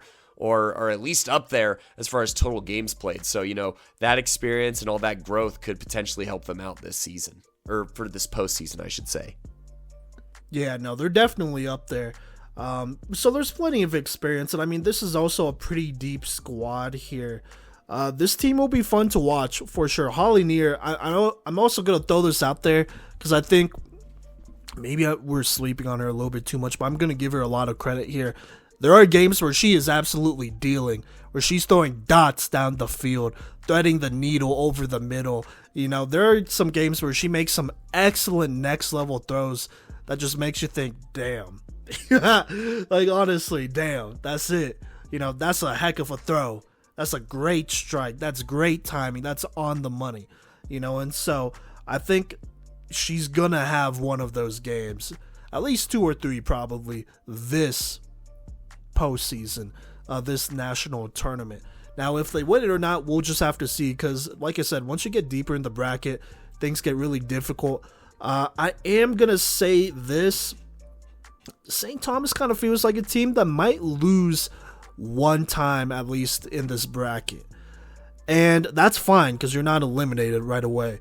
But even if they do, I don't think they're gonna get super deep in the winner's bracket, like to the semis or anything like that. Maybe. At least I'm pretty sure they wouldn't. But even if they lose one time, theoretically, right? I think they're maybe even more dangerous with that one loss under their belt because they're not out of it. And, St. Thomas, I mean, I just really feel like they're going to bounce back real tough if they lose one time, and that'll be some extra motivation knowing some of those players and that squad. So there you go there. But regardless, I think no matter what side St. Thomas is on, they're dangerous. At the end of the day, defense wins championships, and I think they have a national championship caliber defense. I think this is a defense that can do that, and I have no doubt about that personally. I didn't shout them out, so I'm going to do it right now. NAIA Leon, excellent rusher. Oh my God, excuse me. I'm so sorry. Mayerly Keon, she's been great at linebacker. Miranda Fairdes at her linebacker DB spot, even though I think she plays more DB. She's been really good as well. Jada Graham obviously is going to pretty much match up with any receiver and be a great lockdown corner over there. Tashumba Washington, our best defensive back of the year. I'm pretty sure she's been excellent and whatnot. And, I mean, she's going to do her thing. Really, she's going to bait a lot of quarterbacks into trying her deep, and she's going to get an interception. Is going to get probably at least 2 or 3 interceptions. I pretty much guarantee it this national tournament. So we'll see. I'm betting on that. Well, I can't really bet on that. Here, let me take that back. But I could bet on that if I wanted to. So yeah, but Kodey, how do you feel about St. Thomas looking at some of these matchups here? Not too deep in the bracket, but just kind of where they're at and what's the vibe with them here. Obviously, they're a contender, but, how do you feel about that defense and everything? I think that their best, if I'm making an argument for St. Thomas to be a contender and win this championship, I think I got to go to a saying as old as time itself in sports: defense wins championships, right? So, I think that is a strong case for them to make a deep run here, and they have the offense to boot as well. I think that this is a team that, if I'm St. Thomas, I'm more comfortable in a slugfest than a shootout. But, if we got to put points on the board, so be it. We could do that. You know what I mean? So, that's kind of where I stand with St. Thomas. I think that this is a team that will be tested early and often, but I really, really like that, you get them out once, you might just make them more of a pain in the neck if you have to face them a second time, or whoever has to face them next is going to have their hands full. Yeah, no, absolutely agreed. But with that being said, speaking of great defenses here, let's talk about the best, at least in my opinion, in the country, and that is Thomas, the Sun Conference champions, reigning two-time champions at this point here. Look, they've waited a full year at this point to make it back right here in Atlanta, Georgia, to this tournament with another chance at redemption. And look, I think this team has the ability to win it all, and I feel really good about it. I mean, their defense is elite. Let's just keep it a stack there. You know, you have Jada Reese. She's an issue. You know, she's probably the best rusher in the country, one of the best rushers in the country, along with NAIA Leone. So you got to deal with that. On top of that, you got to deal with the linebackers, Brittany Delva and Janae Scott. Janae Scott and Delva both made, I think, our best linebacker list, and I want to say Janae Scott won best linebacker, so there is that as well. And both of them do a really good job at pulling flags and making potential second down plays into third and longs, you know. They don't allow a lot of yardage on second downs and first downs, just being completely honest with you. If you're throwing it over the middle or if you're throwing it short, they're going to go ahead and get you and stop you and make it a third and long, make it a 3rd and 15, 3rd and 20, consistently, and that's what they do. And then on the back end, their secondary is elite. I mean, Giselle Jones, Aaliyah Wood, Kiara Knight, just to name a couple there. You also have Sanaya Glover, who's out there still coming off the bench, basically, who was excellent last year, too. In my opinion, she was a great DB. I mean, you have all these great DBs, Nakara Brown as well. Just so many to name, right? And, I mean, it makes up for probably the most complete defense in the entire country, honestly. And that alone is extremely tough to stop. Then you throw in this offense here, and I'm going to go ahead and give Alexa Wilson a lot of credit. Had a tough go to start the season, you know, and at times throughout the season, she's had struggled at times. But when she is on, she's basically a flamethrower. In my mind, she is very much a gunslinger. Very much someone who could throw for 5 touchdowns at any given moment here and is just waiting to rip apart a defense. And that is scary when you really think about it, because she's also just a freshman too. So I think you can also throw in like, oh, well, maybe she's inexperienced. How is she going to handle, you know, the limelight and, you know, the big stage? Well, you know, she did play in the Sun Conference tournament, so you could look at that. She's basically started since game 1. So she's had 17 games, basically. 17 games to get ready. A whole, basically, NFL football season to get ready for this playoffs. Just take that in mind real quick, you know. Basically a whole NFL football season, regular season that is, to get ready for these playoffs alone. And so if she's not ready now, and I don't know when she ever will be, until, you know, obviously until next year. But as far as this season goes, I think she can be the MVP of this tournament, potentially, along with this defense too. And so with her at quarterback, you know, you also have a wide array of weapons there. Kiana Cole, one of the best backs in the entire country. A lot of great receivers in Brown, Knight, Delva.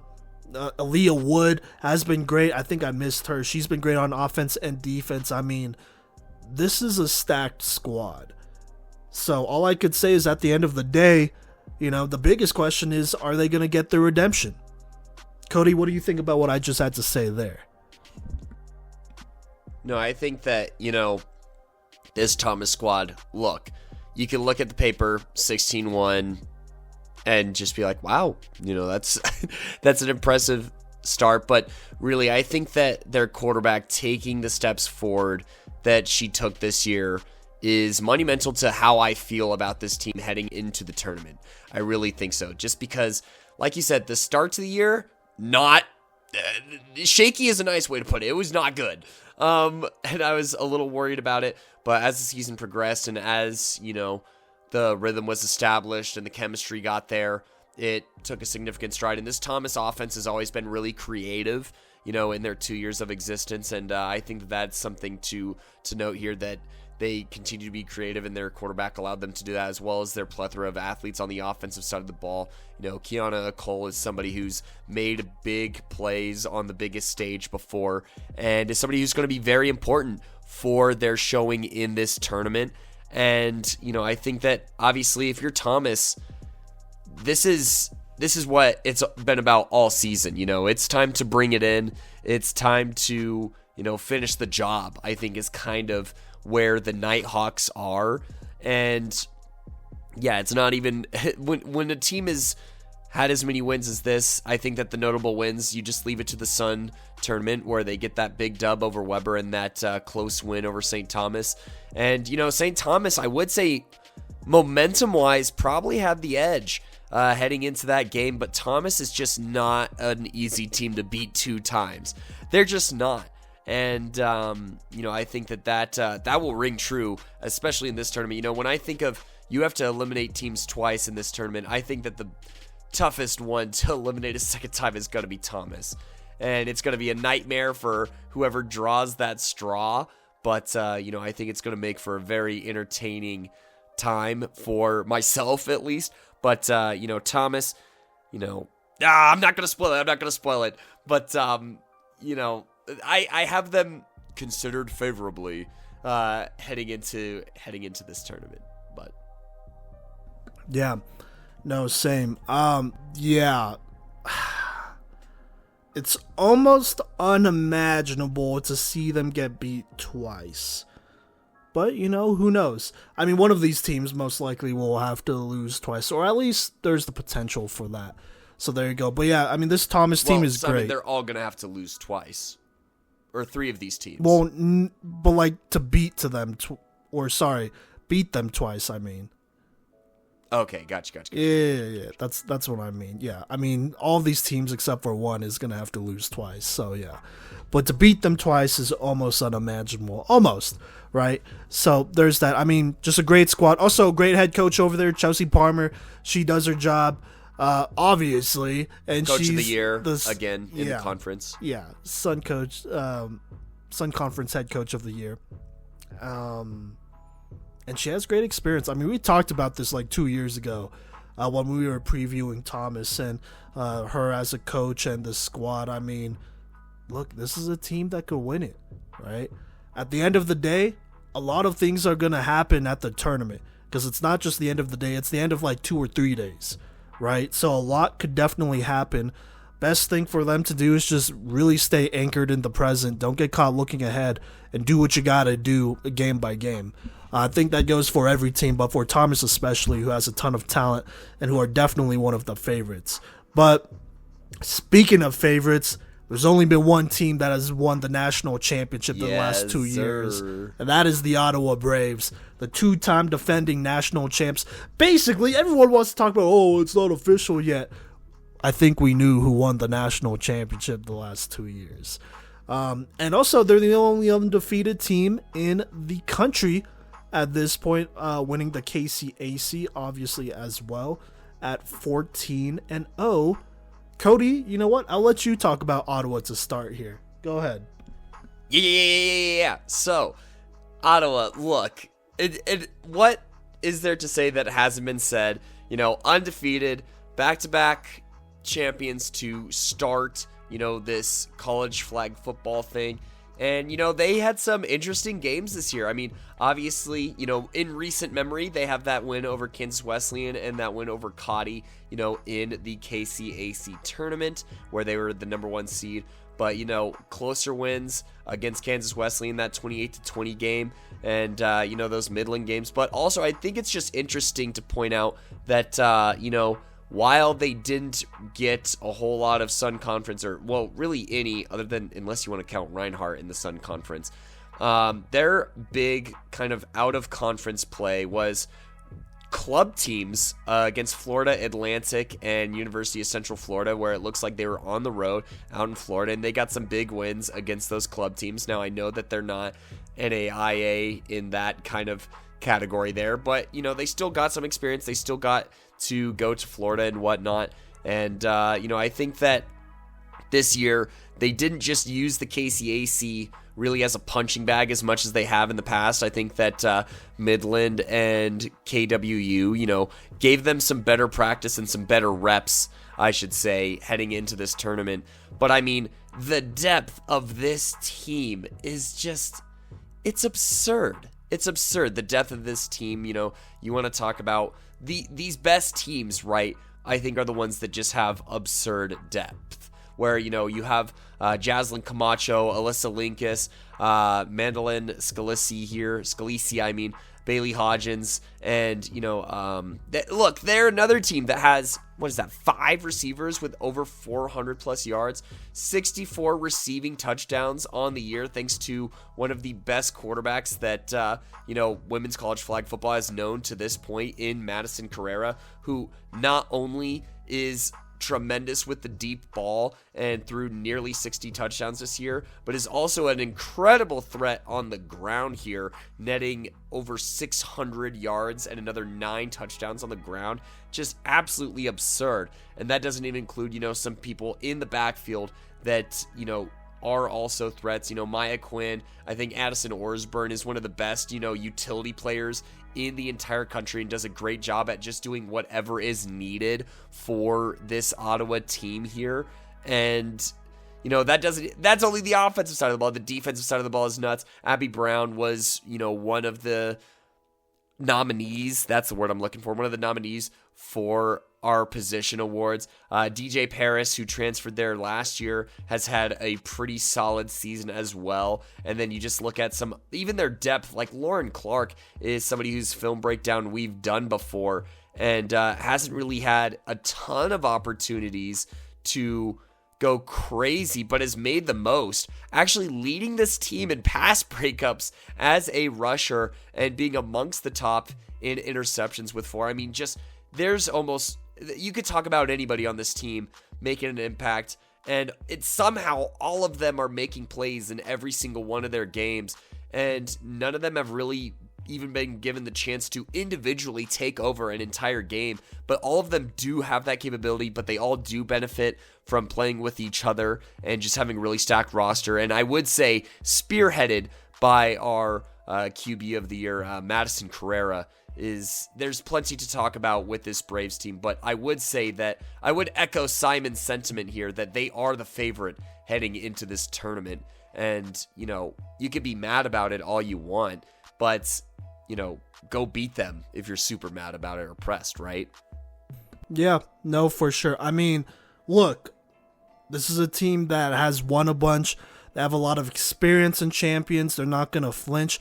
And even then, I kind of feel like that this format does favor them a bit because this is a team that really has never won a national championship without at least one loss on the record. The first year, it was Keiser. Their second year, it was 2 against Thomas and Weber. This year, they're undefeated. But if they lose in the tournament, they're not done just yet. And I think that's real big time because honestly, this is also another team that I have a lot of trouble seeing lose twice, to be honest with you. I just don't know how a team's gonna do that. Or how they're gonna lose twice in this tournament. Not just one team, but a couple of teams, right? They're that good. I could almost pretty much give them one loss, but if that happens, then I'm pretty sure that they are still going to make it to the national championship because that's how good they are. I think that's fair to say. And honestly, when things get tough, when things get hairy, I think their quarterback, Madison Carrera, does make all the difference because in my opinion, she is probably the best quarterback, the best quarterback in the country, in my honest opinion, between all the experience, between her playmaking, between her athleticism, being able to throw and run the ball. If there was a draft for women's flag football, to go pro after college, whether it was tackle football or flag football, in my eyes, Madison Carrera would be the undisputed number 1 overall pick. If you had to pick from all the players, right? I think that. Right? That's fair. You're really quiet, Kodey, so I don't know what you're thinking. But in my eyes, I would take her number 1 overall, and there would be no question about it. That'd be my pick. Okay. All right. It made it sound like you were pulling a Texans and considering like 5 other players at this spot as well. Don't ever compare me to the Texans ever again. Oh my gosh, I'm gonna reach through the screen, bro. That's Cody's favorite franchise. Oh, I'm driving down to the Springs now for that one. Heck no. So, but anyways, there you go. There. Anyways, no, Madison Carrera is definitely just. It kind of. Oh my gosh, just dominance. Dominance is what I get from Madison Carrera, and even when the time was its toughest, I'd say last season in that championship. That Ottawa team as a unit rose to the occasion, but Madison is not outside of that rising either, and she can take over a game and she can put the team on her backpack, and there can be Madison Carrera backpack games that end in Ottawa wins, and I'm sure that might even happen in this tournament as well, so. Yeah, no, for sure. This Ottawa team is dangerous. I mean, we knew that. They are probably the favorites to win the national championship. I mean, obviously, if you've won twice and you're the only team to do it, then, there you go there. But this team is as good as ever. They haven't fallen off. They haven't lost a lot of talent. In fact, they've added some talent. You already mentioned Lauren Clark. Tatiana Dos Santos has been great. I think she's going to have a big national tournament. I think there might be some teams that may not be ready to guard, right, this Ottawa receiving core here. But, we'll just have to see. We'll definitely have to see. But you know what? Those are all of our teams there. Real quick here, we're going to talk about some important matchups, right? Just going down the line. Some matchups that we'll probably see in the tournament or that we kind of think will happen. And honestly, I'm also going to put this out there. We made our own bracket in our little bracket maker, and I basically made 4 or 5 different brackets with a bunch of different outcomes. Just kind of seeing what are some matchups we might see. Just so you can say that you were right. Well, no, because I only have one. Capacity. I only have one that I'm going to announce at the end here. But we had a bunch of brackets, made just to see what different outcomes might look like, what some matchups would be good ones, because there are obviously ones that we would rather see in person than over a computer screen. So there you go there. But you know what? Let's start with this first one here. Weber versus Keiser. One of the first matchups in the tournament here, basically in the first round here. Now, I would say Kodey Keiser is pretty much favored because of their offensive firepower and depth. But on the right day, Weber, has the ability to beat them and a lot of teams. It could potentially go either way. But if there was a chance for an upset here early on, I could possibly see Weber getting it done. Now, that wouldn't be the end of the world for Keiser, obviously. But don't get it twisted. This Weber team does have some talent. But this one's going to be a big one because the outcome of this would obviously drop the loser into the loser's bracket right away. Like right at the beginning of the bracket with one loss left here. So a very small margin for error here as they don't have, I guess, an easier first round matchup. But Kodey, what do you think about that matchup here? That's one that's for sure going to happen. Yeah, I think that it's one of the more enticing matchups here. It's one that I would love to make, probably over the other game that's going to be happening at 11:15. So, but, I am excited for that matchup, and I think that, that one could really go either way. Now, I'm going to be boring in my bracket, and I am taking Keiser in this matchup here, but we could talk about our brackets at the end here. Oh, my bad. No, you're good. Yeah, let's just talk about the matchup. Yeah, just talk about the matchup. Okay. No, I think that the matchup is going to be very exciting.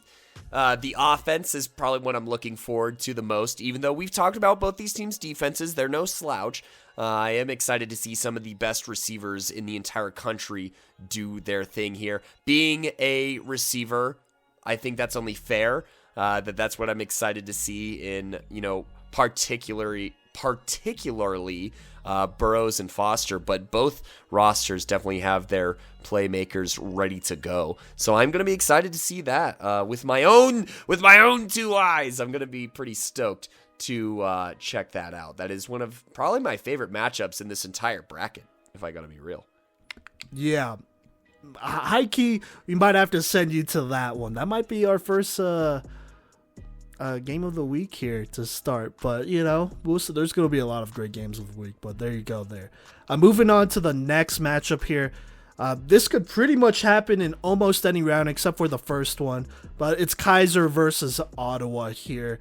The fastest this matchup can happen is Thursday morning. I'm pretty sure in the second round. That would be Ottawa's first game of the tournament regardless if it happened to that fast here. And I'm just going to put this out there. I think a warmed up Keiser, because they would have played Weber the day before, would have a good chance of beating Ottawa. I think regardless, they would have a good chance of beating Ottawa. I mean, these are two teams that have met in the postseason the last 2 years. The first year was in the national championship. The second year was in the semis, where Ottawa did get past Keiser in a relatively close game. And so, with that being said, there's going to be a lot of drama in any Keiser versus Ottawa matchup here. Now, this is also a matchup that could happen at least a second time in the tournament, assuming that the loser makes it through the loser side of the bracket. But obviously, that would mean that they would have to beat that other team that beat them earlier on twice to win the national championship. So there you go there. But Kodey, what do you think about this Keiser versus Ottawa matchup potentially? Because this could happen in a number of different ways. Yeah, well, I think that the most forward path here, where it would be Ottawa's second game following their first round bye, that actually could happen on the same day, just later that day, it looks like. So that, I think that that's an interesting matchup. It allows Keiser to, like you said, kind of get warmed up, but maybe also get some rest. But I don't know if that break in between might be too much time for them to potentially cool down or not. But, I think that Ottawa Keiser, I feel like, it's part of me wants to call it like an unofficial cross-conference rivalry of some kind. I don't know if it's quite at that level yet, to be fair. But, I think that it's always a fun matchup. It feels historic, to witness, with that being the first championship matchup and whatnot. But, I think that it's always a good time. And I think that these teams match up fairly well. And, Keiser would love to get theirs in. And Ottawa would love to, probably... Ottawa, I know Ottawa's been hearing a lot of, kind of call-outs or blowback or whatever you want to call it about their lack of Sun Conference matchups this season. But, I think that they would love an opportunity to kind of stomp those out with a big win over a Sun Conference team early in this tournament. And, that could potentially be their chance as well. So. Also, my bad. Yeah, I'm tripping. I don't know why I just got all those things wrong. Sorry, they would play earliest on Thursday, and it would be their second game. But, I mean, Ottawa would have to beat either Midland or Cottey. Most likely, they would have to beat Midland to get there, which is still not a Sun Conference opponent. So, there you go. My bad. I don't know where I was at writing I that. kind of was just letting you do your thing, and then I was just going to bring it back with that at that time. But it's all good. Okay. It's all good. Whatever. Well, they could still play. It's our first year looking at the double elimination, all right? Let's just give the hosts a little bit of slack here. I know there's some fool out there that's like, I wouldn't make that mistake. But anyways, let's move on to the next matchup here. St. Thomas versus Thomas. This one is pretty much inevitable, in my opinion. I mean, they're on the same side of the winners bracket here to start. I believe they would actually play at the same time, potentially, as Ottawa and Keiser on that Thursday. Assuming both those teams get that far, that would be the fastest they'd be able to play. Also, obviously, that's tough. Same kind of deal with Ottawa versus Keiser. They could meet in the national championship, but obviously the team that lost would have to beat that other squad twice in a row. And I guess they could also meet in the losers bracket as well in the semis. That's the other thing that I did not say. If one team beats the other and then they go on and lose in the next round, they could definitely meet in the semis. And obviously 2 eliminations and you're out, so they'd have a chance to, put the other team away for good. So yeah. But this would be really interesting because the last 2 matchups, I think that's the most accurate way at looking at this between St. Thomas and Thomas. Holly Near has only started for 2 of those 3 matchups, so I really only look at those last 2 matchups between these squads, and they're split at 1-1. They've both shown the ability to beat the other, and so when it comes down to the national tournament, I think this is going to be the one that really matters here, because it would put the other team at a disadvantage down the stretch regardless of who loses.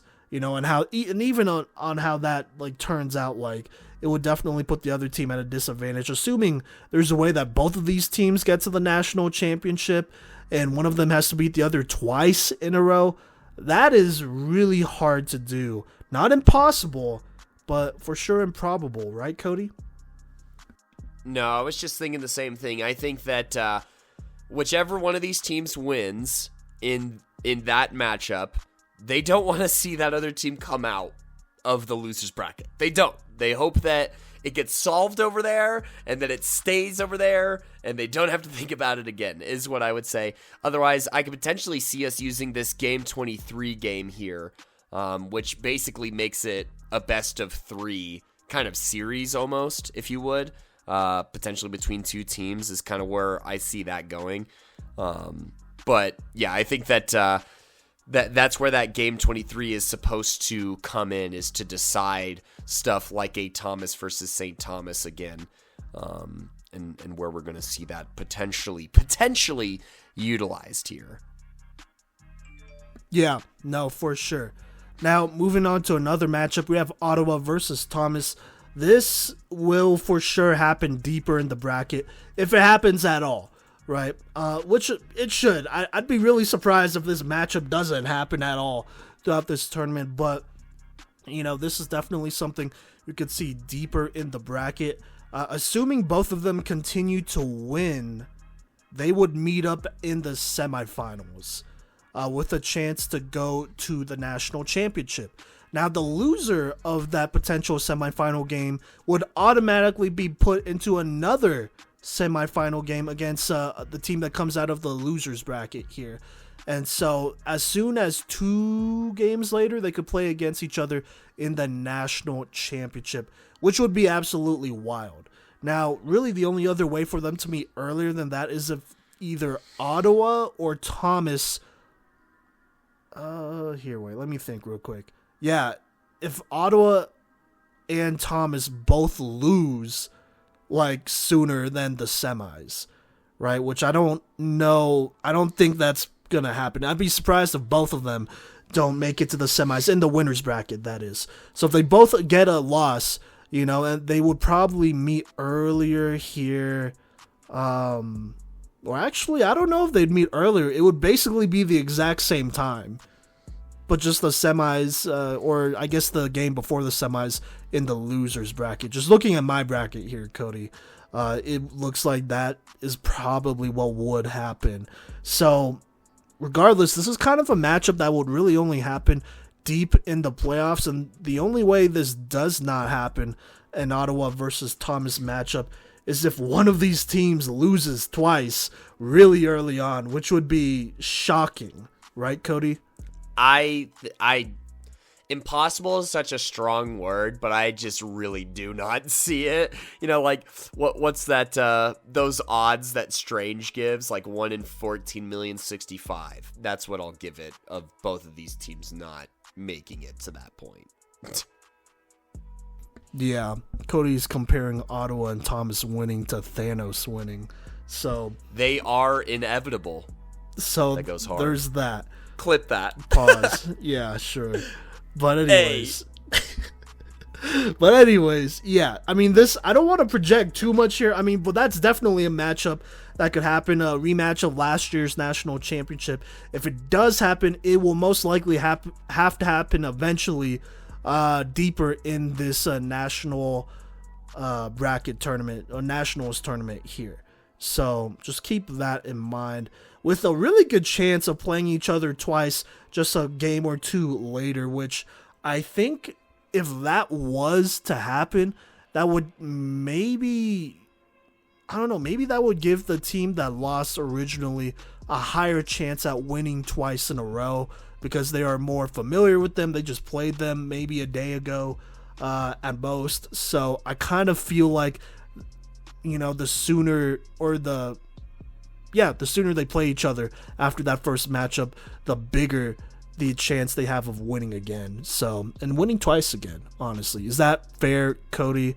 Maybe it's just me, but I think, not having some time in between those matchups would go a long way in staying focused, right?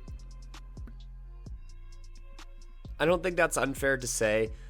Something that I do think is just interesting about this tournament build is just the fact that that whoever does end up as that L19 seed, they are going to have all night to think about. They're going to have all day because that's going to be that game. The previous day is at 10:30 a.m. So they're going to have all day. They're going to have basically 24 hours to kind of either let it get drilled into their head, or they're going to have, like, I expect one of these two teams to do 24 hours to refocus, regroup, watch the film, and, be very ready for whoever comes out of that game 20 is kind of what I see happening there. And then obviously they'll have a small break here prior to that championship game. And then potentially, depending on how those games go, obviously, whoever, if, say, Thomas or, just depending on who comes out, right, into this championship game, depending on how this championship game is here, I'm starting to think that there is a higher and higher possibility the more that I look at this bracket that we get this game 23 at 4:30. So, I don't know about you, but it definitely seems like a possibility that these contenders, specifically these contenders, split 1-1 should they face twice and have to have a third game to decide the true chip. Yeah. We could talk about that more when we talk about our brackets, though. So, yeah. But we only have like two more matchups that I really want to talk about here. One would be a Kansas Wesleyan versus Warner matchup. I'm pretty sure the only way this really happens is if they meet in the losers bracket. And I'm going to be honest, I feel like Kansas Wesleyan should be able to beat a Warner team without their starting quarterback. It kind of feels like their game to lose. Yeah, I would say it is their game to lose. With all the experience and talent you have to find a way to win this one, in my opinion, if you're Kansas Wesleyan. If Warner wins, that's great too. Obviously, I think they have the talent of beating them too, but just the way this defense is played and just going off of the performance of this team without Madison Tingen, there's not a lot of positive indicators, to be honest with you. So what else am I just supposed to magically believe that Warner's just going to be great, and prepared and ready to go here in this tournament against a tougher Kansas Wesleyan team? Yeah, I don't know. Now I could see Warner beating them still. I don't think it's that big of a margin here, but I really do have Kansas Wesleyan potentially beating Warner, and that would be a big deal, right, Kodey? I think that Kansas Wesleyan has a lot to gain by beating Warner as far as proving themselves, but I would say that it would be a disappointment if Kansas Wesleyan loses this game. I would even go as far, maybe this is just my eyes and my view on it, but Warner winning against Kansas Wesleyan in this bracket would feel like an upset to me. Partially because I think that Kansas Wesleyan in this bracket has more potential than Warner to make some noise down here. Well, just in the bracket in general, obviously, with our tiers and whatnot. But, I think that Kansas Wesleyan, this is the opportunity that they've kind of been waiting on to prove themselves since the end of last season, right? Since the end of last season, when we did the end of season rankings, and we had a bunch of people all up in our DMs and our grill about it, for them winning the silver bracket. Look, there's no silver bracket to, in their eyes, quote unquote, hide behind, right? There's none of that now. So it's do or die in this big double elimination here. And this would be the time that if we, are doing end of the year and putting y'all ahead of somebody else, this would be the time to try and make that move, make that statement, would be here and now. Well, okay, actually the first chance would be to beat St. Thomas in that potential matchup in that game 7 that's Thursday at 12:30. That would be the first opportunity, but then if you don't get that, then this one against Warner is a must-prove game for Kansas Wesleyan. Yeah, no, for sure. So there you go there. I mean, that's that matchup. And then the last one I really want to talk about is a matchup that would also happen pretty much just in the losers bracket. I keep saying losers bracket, but it's the same bracket, just the losers side. You know what I mean. But it would be a Weber versus Midland game. I think if Midland, this is more on Midland, if they could play their best, this could be a really competitive game, right, Kodey? Yeah, no, if they played their best. This game could also potentially be a runaway. I'm not going to even pull my words on that. But, I mean, we've seen them at the peak of their powers. And, when the laterals are working, then this team can be really dangerous and they can get some big plays off. And, if their opponent comes off a little undisciplined, that's where they can rip off some really long touchdowns and, make some noise. But wait, laterals for Midland or Weber? Midland. Okay. For Midland. Because Weber also laterals it too, but go on. But, I think that for Midland, they have, I think that their window of opportunity, their woo, is, much wider than Weber's with these laterals as far as, how much further can a successful one take them? And then, I even saw in the tournament, they had they had a couple of forward lateral penalties, and it's like, you can't do that in this national tournament. You couldn't do it in the KCAC tournament, and they got flagged, and it arguably cost them that semifinal game. But especially in this national tournament on this big stage, you got to be cognizant of that. You got to be clean. You got to be precise. And, that's how you have to perform if you're going to beat Weber in this game. Weber, obviously, if they're in this part of the bracket and they're looking at this and they're looking at Midland, Weber is looking to go on a storm here and try and, scorched earth their way to a potential championship or semifinal appearance, right? That's what's on the table for them. That's their expectations. That's their bar. Midland here is definitely more of, in my eyes, the upset pick of this matchup. Yeah, no, fair enough. I absolutely agreed as well. That would definitely shake up some things, though, if they did win, obviously. But, yeah, there you go. So, okay, well, those are all the matchups. We talked about all the teams. Kodey, are you ready to unveil our mock brackets here? It's not it's you have one and then I have one. So I assume they're different. Yeah, I just want to make that can clear. I can tell from some of our banter that it's going to be close. All right. So how do we want to do this? We should probably just go through our entire bracket, right? Yeah. One at a time and then kind of react. So I'll go through my bracket. We can react to my bracket just a little bit, but nothing to spoil your bracket. Let you go through yours and then just kind of chit-chat it up for a second. Yeah, go for it. Go ahead and talk about your bracket here. All right. So, in case you couldn't tell, I'll just go in the games order listed on the bracket itself. So game 1, 2, etc. So game 1, Midland, Cottey. I got Midland in that one. Game 2, well, obviously it's a bye for Weber, so we'll just get that one, I guess, already. Game 3, Kansas Wesleyan versus Reinhardt. I have Kansas Wesleyan in that. Game 4, Warner versus Campbellsville. I'm going to have Warner advancing. Now, Ottawa versus Midland. Game 5, I'm going to have Ottawa win that one. Game 6, Keiser versus Weber. I'm going to be boring and take Keiser in that one, but look out for Weber in that one. That is a very winnable game for Weber. Very winnable game for Weber. Game 7, St. Thomas versus Kansas Wesleyan. Once again, you're going to probably get annoyed at how boring my bracket probably comes off, but I'm going to have St. Thomas advance in that one. Game 8, Thomas versus Warner. I am going to have Thomas advance, which makes the Game 9 matchup, Cottey versus Warner. I think that that's a winnable game for Warner. Game 10, Kansas Wesleyan is just going to get to win because it's a bye because of the number of teams.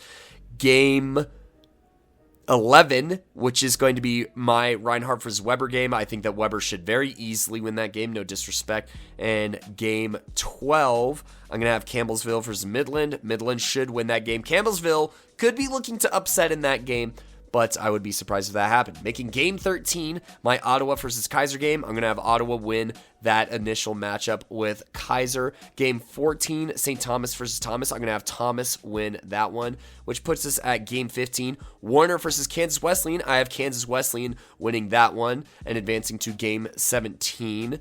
But game 16, who I have Weber versus Midland, I'm going to have Weber win that one. So that puts us at game 17, where I have Kansas Wesleyan versus Keiser here. I'm going to have Keiser win that game there. And then game 18, which is,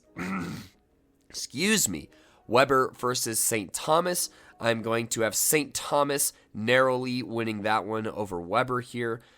And then jumping back to game 19, Ottawa versus Thomas. I'm going to have Thomas beat Ottawa in that game here.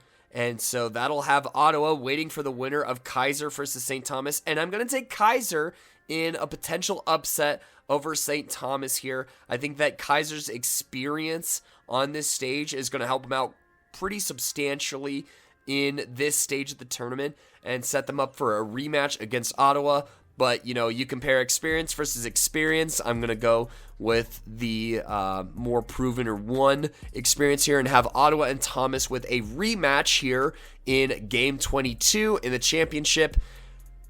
As much as a best of 3 series would be entertaining here, I think I'm going to go with a somewhat bold prediction here, and I'm going to have Thomas shut the door on Ottawa in this game here at 2:30 p.m. and not make a 4:30 back-to-back game here necessary. And Thomas, the Nighthawks, being our first non-Ottawa champion here. Coach V, actually, don't even react to mine. Let's just hear yours, and then let's go into our banter here. Okay. I don't know how you got the games pulled up, like game 1, 4, 5, whatever, but I'm going to do my best with that. I'm just staring at the literal bracket with the G1, 2, 3, 4. Okay. Well, I made my from the own NFL bracket flag here. Well, me too.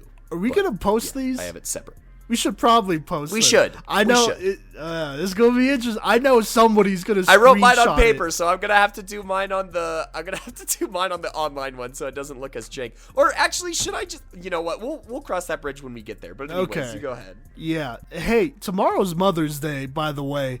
So if we have the time to do it, then we do. If not, we're supporting women. So Happy Mother's Day, all the moms out there. yeah. And if you don't like us supporting women, I don't know what that makes you, but that ain't me. So let's go ahead and get into my bracket here. I'm just saying, it's just facts. But let's Simon spit though. Simon spit. So game 1, Cottey versus Midland. I'm going with Midland there. Going to game 2 here. There is none because it's just game 6, which is Keiser versus Weber. Which I'm just gonna go ahead and say I have Keiser beating Weber there. So there you go. I consider that a first round matchup. Moving on to game 3 though, that is Kansas Wesleyan versus Reinhardt. I got Kansas Wesleyan winning. Excuse me. I have Kansas Wesleyan beating Reinhardt there and moving on to the next round. So there you go. Moving on to game 4, still in this bracket. Warner, Campbellsville. I have Warner winning. They really shouldn't lose that game is all I'm going to say right there. So there you go there. You know what? I'm actually just going to go through the winner's side first leading up to the national championship and then go through the loser's side. So just keep that in mind. All right. So back to the top of the winner's side here of this bracket. Ottawa versus Midland. I have Ottawa beating Midland straight up. And they'll be playing the winner of that Keiser-Weber game, which is Keiser. So in that next round would be Ottawa versus Keiser. Moving on here into Game 7, St. Thomas versus Kansas Wesleyan. I'm going to give it to St. Thomas here to move on to the next round. Moving on to Game 8 here, that would be Thomas versus Warner. Thomas should beat Warner to go ahead and play St. Thomas again. So still staying right here in the winner's bracket. Moving back to the top, looking at Game 13 here, that would be Ottawa versus Keiser. I have Keiser beating Ottawa right there, right then. I think Keiser... I just think Keiser is going to be able to kind of catch them off guard a little bit here. And if it does get into a shootout, which is something that I kind of anticipate, I feel like Keiser could win it. So there you go there. Keiser moves on. Ottawa drops to the loser side after this round. And then looking at the other matchup, St. Thomas versus Thomas here. This will be a battle. I struggled with it, but I think I'm going to go with Thomas here. Yeah, I'm going to go with Thomas here. I'm going to stay with Thomas here. So there you go. So the first semifinal game is Keiser versus Thomas on the winning side here. That's game 19. And I'm going to go ahead and have Thomas beat Keiser right there to go to the national championship. Keiser dropping into the loser side of the bracket, but in the semis. Now going back to the loser side here, game 9 here at the beginning is Warner versus Cottey. I got Warner I have Warner winning and moving on to play Kansas Wesleyan in the next round.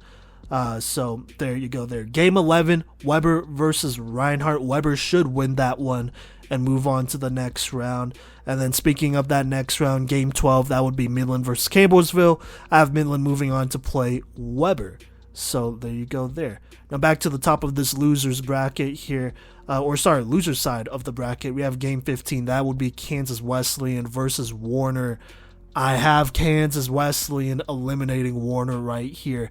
Like we said, I think that's their game to win. I think they find a way to get it done. So there you go there. On the other side, I got Weber. They go ahead and defeat Midland there and move on to play St. Thomas, who lost. And then, like I said, Kansas Wesleyan would play Ottawa on the other side of this losers side of the bracket to play. Kansas Wesleyan would play Ottawa. So there you go there. But Kansas Wesleyan versus Ottawa, I think this will be a close game. I think this is a game that Ottawa might sweat out potentially here. But I have Ottawa winning, moving on. St. Thomas versus Weber here. That would be game 18 here. I have St. Thomas moving on here. And so Ottawa versus St. Thomas would be the game 20 game right before the semis on this side of the bracket. And it's going to be a tough one, but I think if Ottawa is in this loser side of the bracket, I think they do beat St. Thomas and move on to the next round, which would be the semis against Keiser. And then against Keiser here, that would be game 21.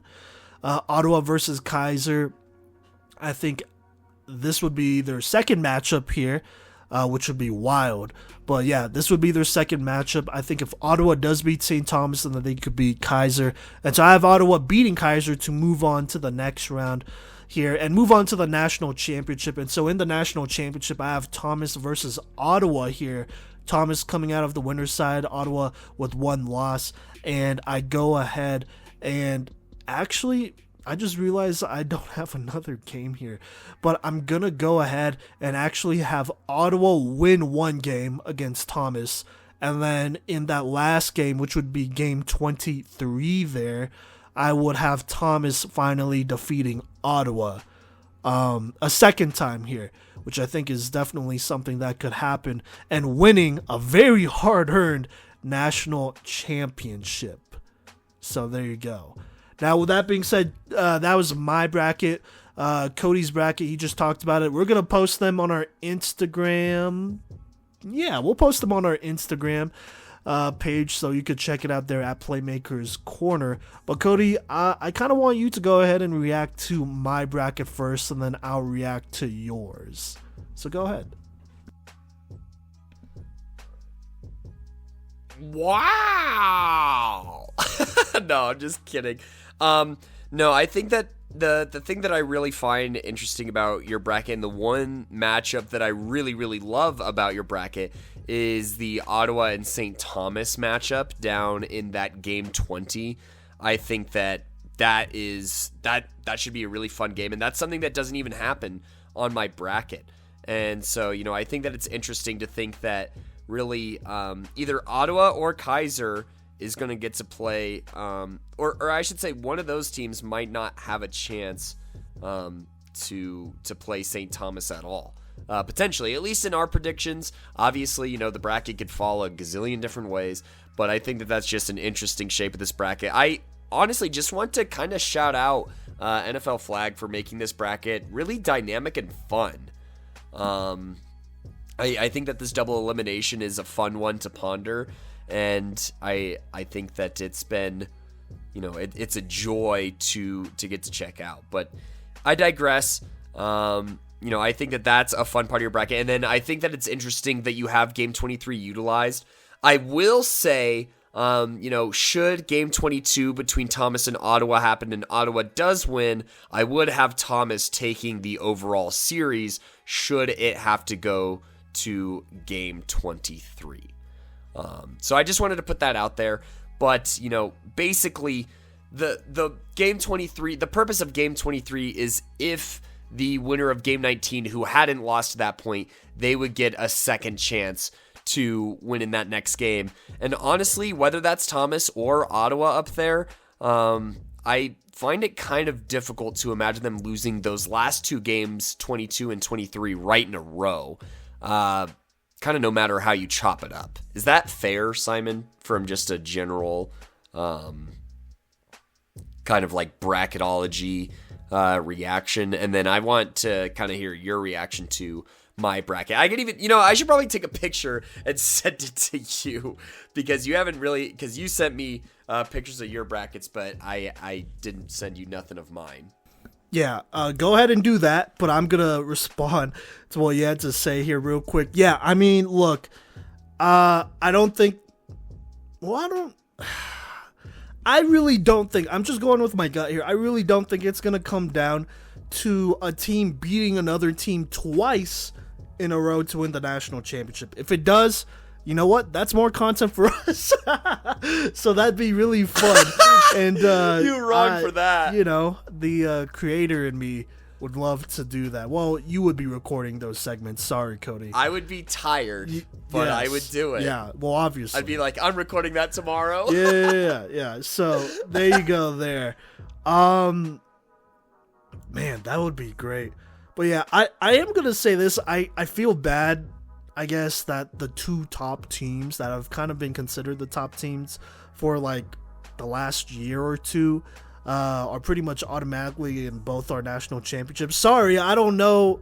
I just went with my gut here because this was really tough. I mean, when it came down to Ottawa and Keiser, that first matchup, I wasn't super sure at first, but the more I thought about it, the more I'm like, man, I think they could do it. I definitely think they could do it. Now, can they do it twice? That is really tough. I think there'd be a good chance, close to a 50-50 chance as you could get, I would say. But I'm giving Ottawa maybe 51% chance of beating Keiser a second time if it came down to it. Like I said, I think it'd be really hard for a team to beat either Thomas or Ottawa twice in one go, right? So that's kind of my thought process there. St. Thomas, that was kind of one that hurt. I really feel like St. Thomas is a team that could make it to a semifinals, but they're in a tougher spot, in my opinion, if they lose to Thomas off the bat. I think if they beat Thomas, then the road to potentially the national championship gets easier, because I really feel like they could beat Keiser again, and I feel like they could beat Ottawa at least one time in that position, knowing that they really have nothing to lose. But like I said, when it comes down to the nitty gritty, and they're both in the losers bracket and they're facing off Ottawa versus St. Thomas, I think at the end of the day, I really got to think about who has the better quarterback. I think it's Madison Carrera. If it comes down to a 1 minute or 2 minute drill, I think she's going to find a way to get it done. So there you go. But that's just my thought process. Like I said, really tried to go with my gut here. I made a bunch of other brackets before this, and then I just went with my gut here. But yeah, Kodey, what do you think, or what do you have to say about what I just said there with everything between Thomas and Ottawa not losing twice, and St. Thomas unfortunately just being out of the semis? That one really killed me. I'm not gonna lie, it killed me to not have St. Thomas in a semifinal game. Yeah, no, I think that it was also tough for me, and I think that the one that I had a really hard time with is, in my bracket, the Keiser versus St. Thomas game, and it was kind of the same thing where I was just like, oh my gosh. And also, yeah, you're saying sorry just kind of had me thinking like, I mean, all of them have a chance to prove us wrong, and all this is a prediction, right? We said it, earlier in the segment, brackets are made to be busted, all right? And, I just want to put out there, me personally, if one of these dark horse teams or one of these, I don't know if the underdog teams will, actually, if any team really pulls off a huge move, one of the contenders pulls it out, underdog, dark horse, whoever, if one of these developmental teams somehow pulls it off, we're going to be happy for the history that's being made and for the progress of the sport and for everything like that. We just ask that, you try and be good sports about it. But, I'd say that we're pretty good sports all in all. But, I think that there was a lot to think about, and even looking at in my bracket, Kansas Wesleyan, they're going to have some tough challenges, and it was hard to write them off as well and kind of give them their second loss. But, I think that that's just what's going to happen. And, as boring as it is, or safe, if you want to call it safe on our end, to have Thomas and Ottawa meeting in the championship, I think that it's just one of those things that, and I think we even said it at the beginning of the season. I might be tripping, but I feel like, at the very beginning of the season when we were talking about season preview, it was until proven otherwise, these two are at the top, and that's kind of how we rocked with it. And, I think that that's just kind of where I'm personally at with it, if that makes sense. So, I think that there's a lot of exciting games. There's a lot of exciting potential matchups as well, which I think is even more exciting. As far as, I'm going to be kind of spoiled with the amount of options that I'm going to potentially have here. And, yeah, I think that there's a lot to be stoked about. So, yeah, no, for sure. So there's that. Like Kodey said, I'm very open to someone proving us wrong. It'd be great to see a St. Thomas or Keiser or, a team that hasn't been to the national championship last year go and win it. That'd be awesome. Now, I mean, we just gotta see what happens. This is kind of based on what we've seen in all the games we've watched all year long. But I think it's also important to throw out there, Kodey, before I go ahead and react to yours, it's important to throw out there that it's a long tournament. Like, this is spread out between 3 days. Thursday and Friday are going to be really busy. And so where teams are going to be mentally at and where they're going to be at performance-wise will... How should I say this? It could potentially be different from where they're usually at all season long or where they've been at all season long. So you could see some very different teams here compared to what we saw in the regular season and even in the postseason in the conference tournament, I would say. I think some of those things would definitely be crazy here. So there you go. But anyways, looking at your bracket here, Kodey, it's pretty. Hold on. I want to say it's pretty similar. The Final Four in the national championship are pretty much similar here. We obviously have some differences with the Ottawa winning over Keiser and whatnot, which doesn't. The paths are slightly different, Yeah. but all in all, it's really the same. Yeah. If we're summing it by the conclusion of the story, it's the same. Yeah, it's pretty much the same. So I don't really have too much more to say there because I agree with you. But yeah, I mean, we'll definitely see. It's going to be interesting to see what happens because I think this format is it's going to affect all the teams right away. So mentally, we'll see where some of these squads are at. But yeah, I really don't have too much more to say. At the end of the day, super excited. I'll be covering the games from here in Colorado, unfortunately. But Kodey will be there live. So go ahead, find him, take some pictures with him. I know he wants to take pictures with y'all. So it's not just y'all taking pictures with him. I made it sound kind of weird there. But I know he would love to take some pictures with y'all so that we could post it on our social medias and meet all you great people out there. And once more, thank you so much for the support. But Kodey, do you have anything more to say, and you want to go ahead and wrap this thing up here? Be careful around my ankles if you see me, because we only have 3 good ankles on the pod right now. So and Simon I don't know, man, just like wrap it in bubble wrap and keep it away from everything. I'm still tripping over the fact that you rolled it a second time.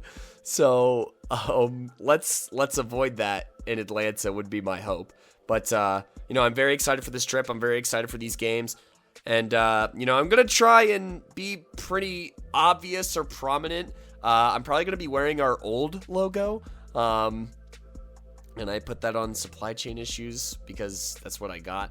But anyways, I'm gonna try and be pretty obvious and at least wearing some kind of obvious sports or bright colors or something like that. So I should be easy to spot unless I have to wear something barring press pass or anything like that. But I'm looking forward to meeting players, meeting coaches, meeting staffs, meeting other media. If you're other media, please feel free to reach out to me. Find me out there. We're trying to build our network here, and we're trying to advance this game as much as we can from the media standpoint.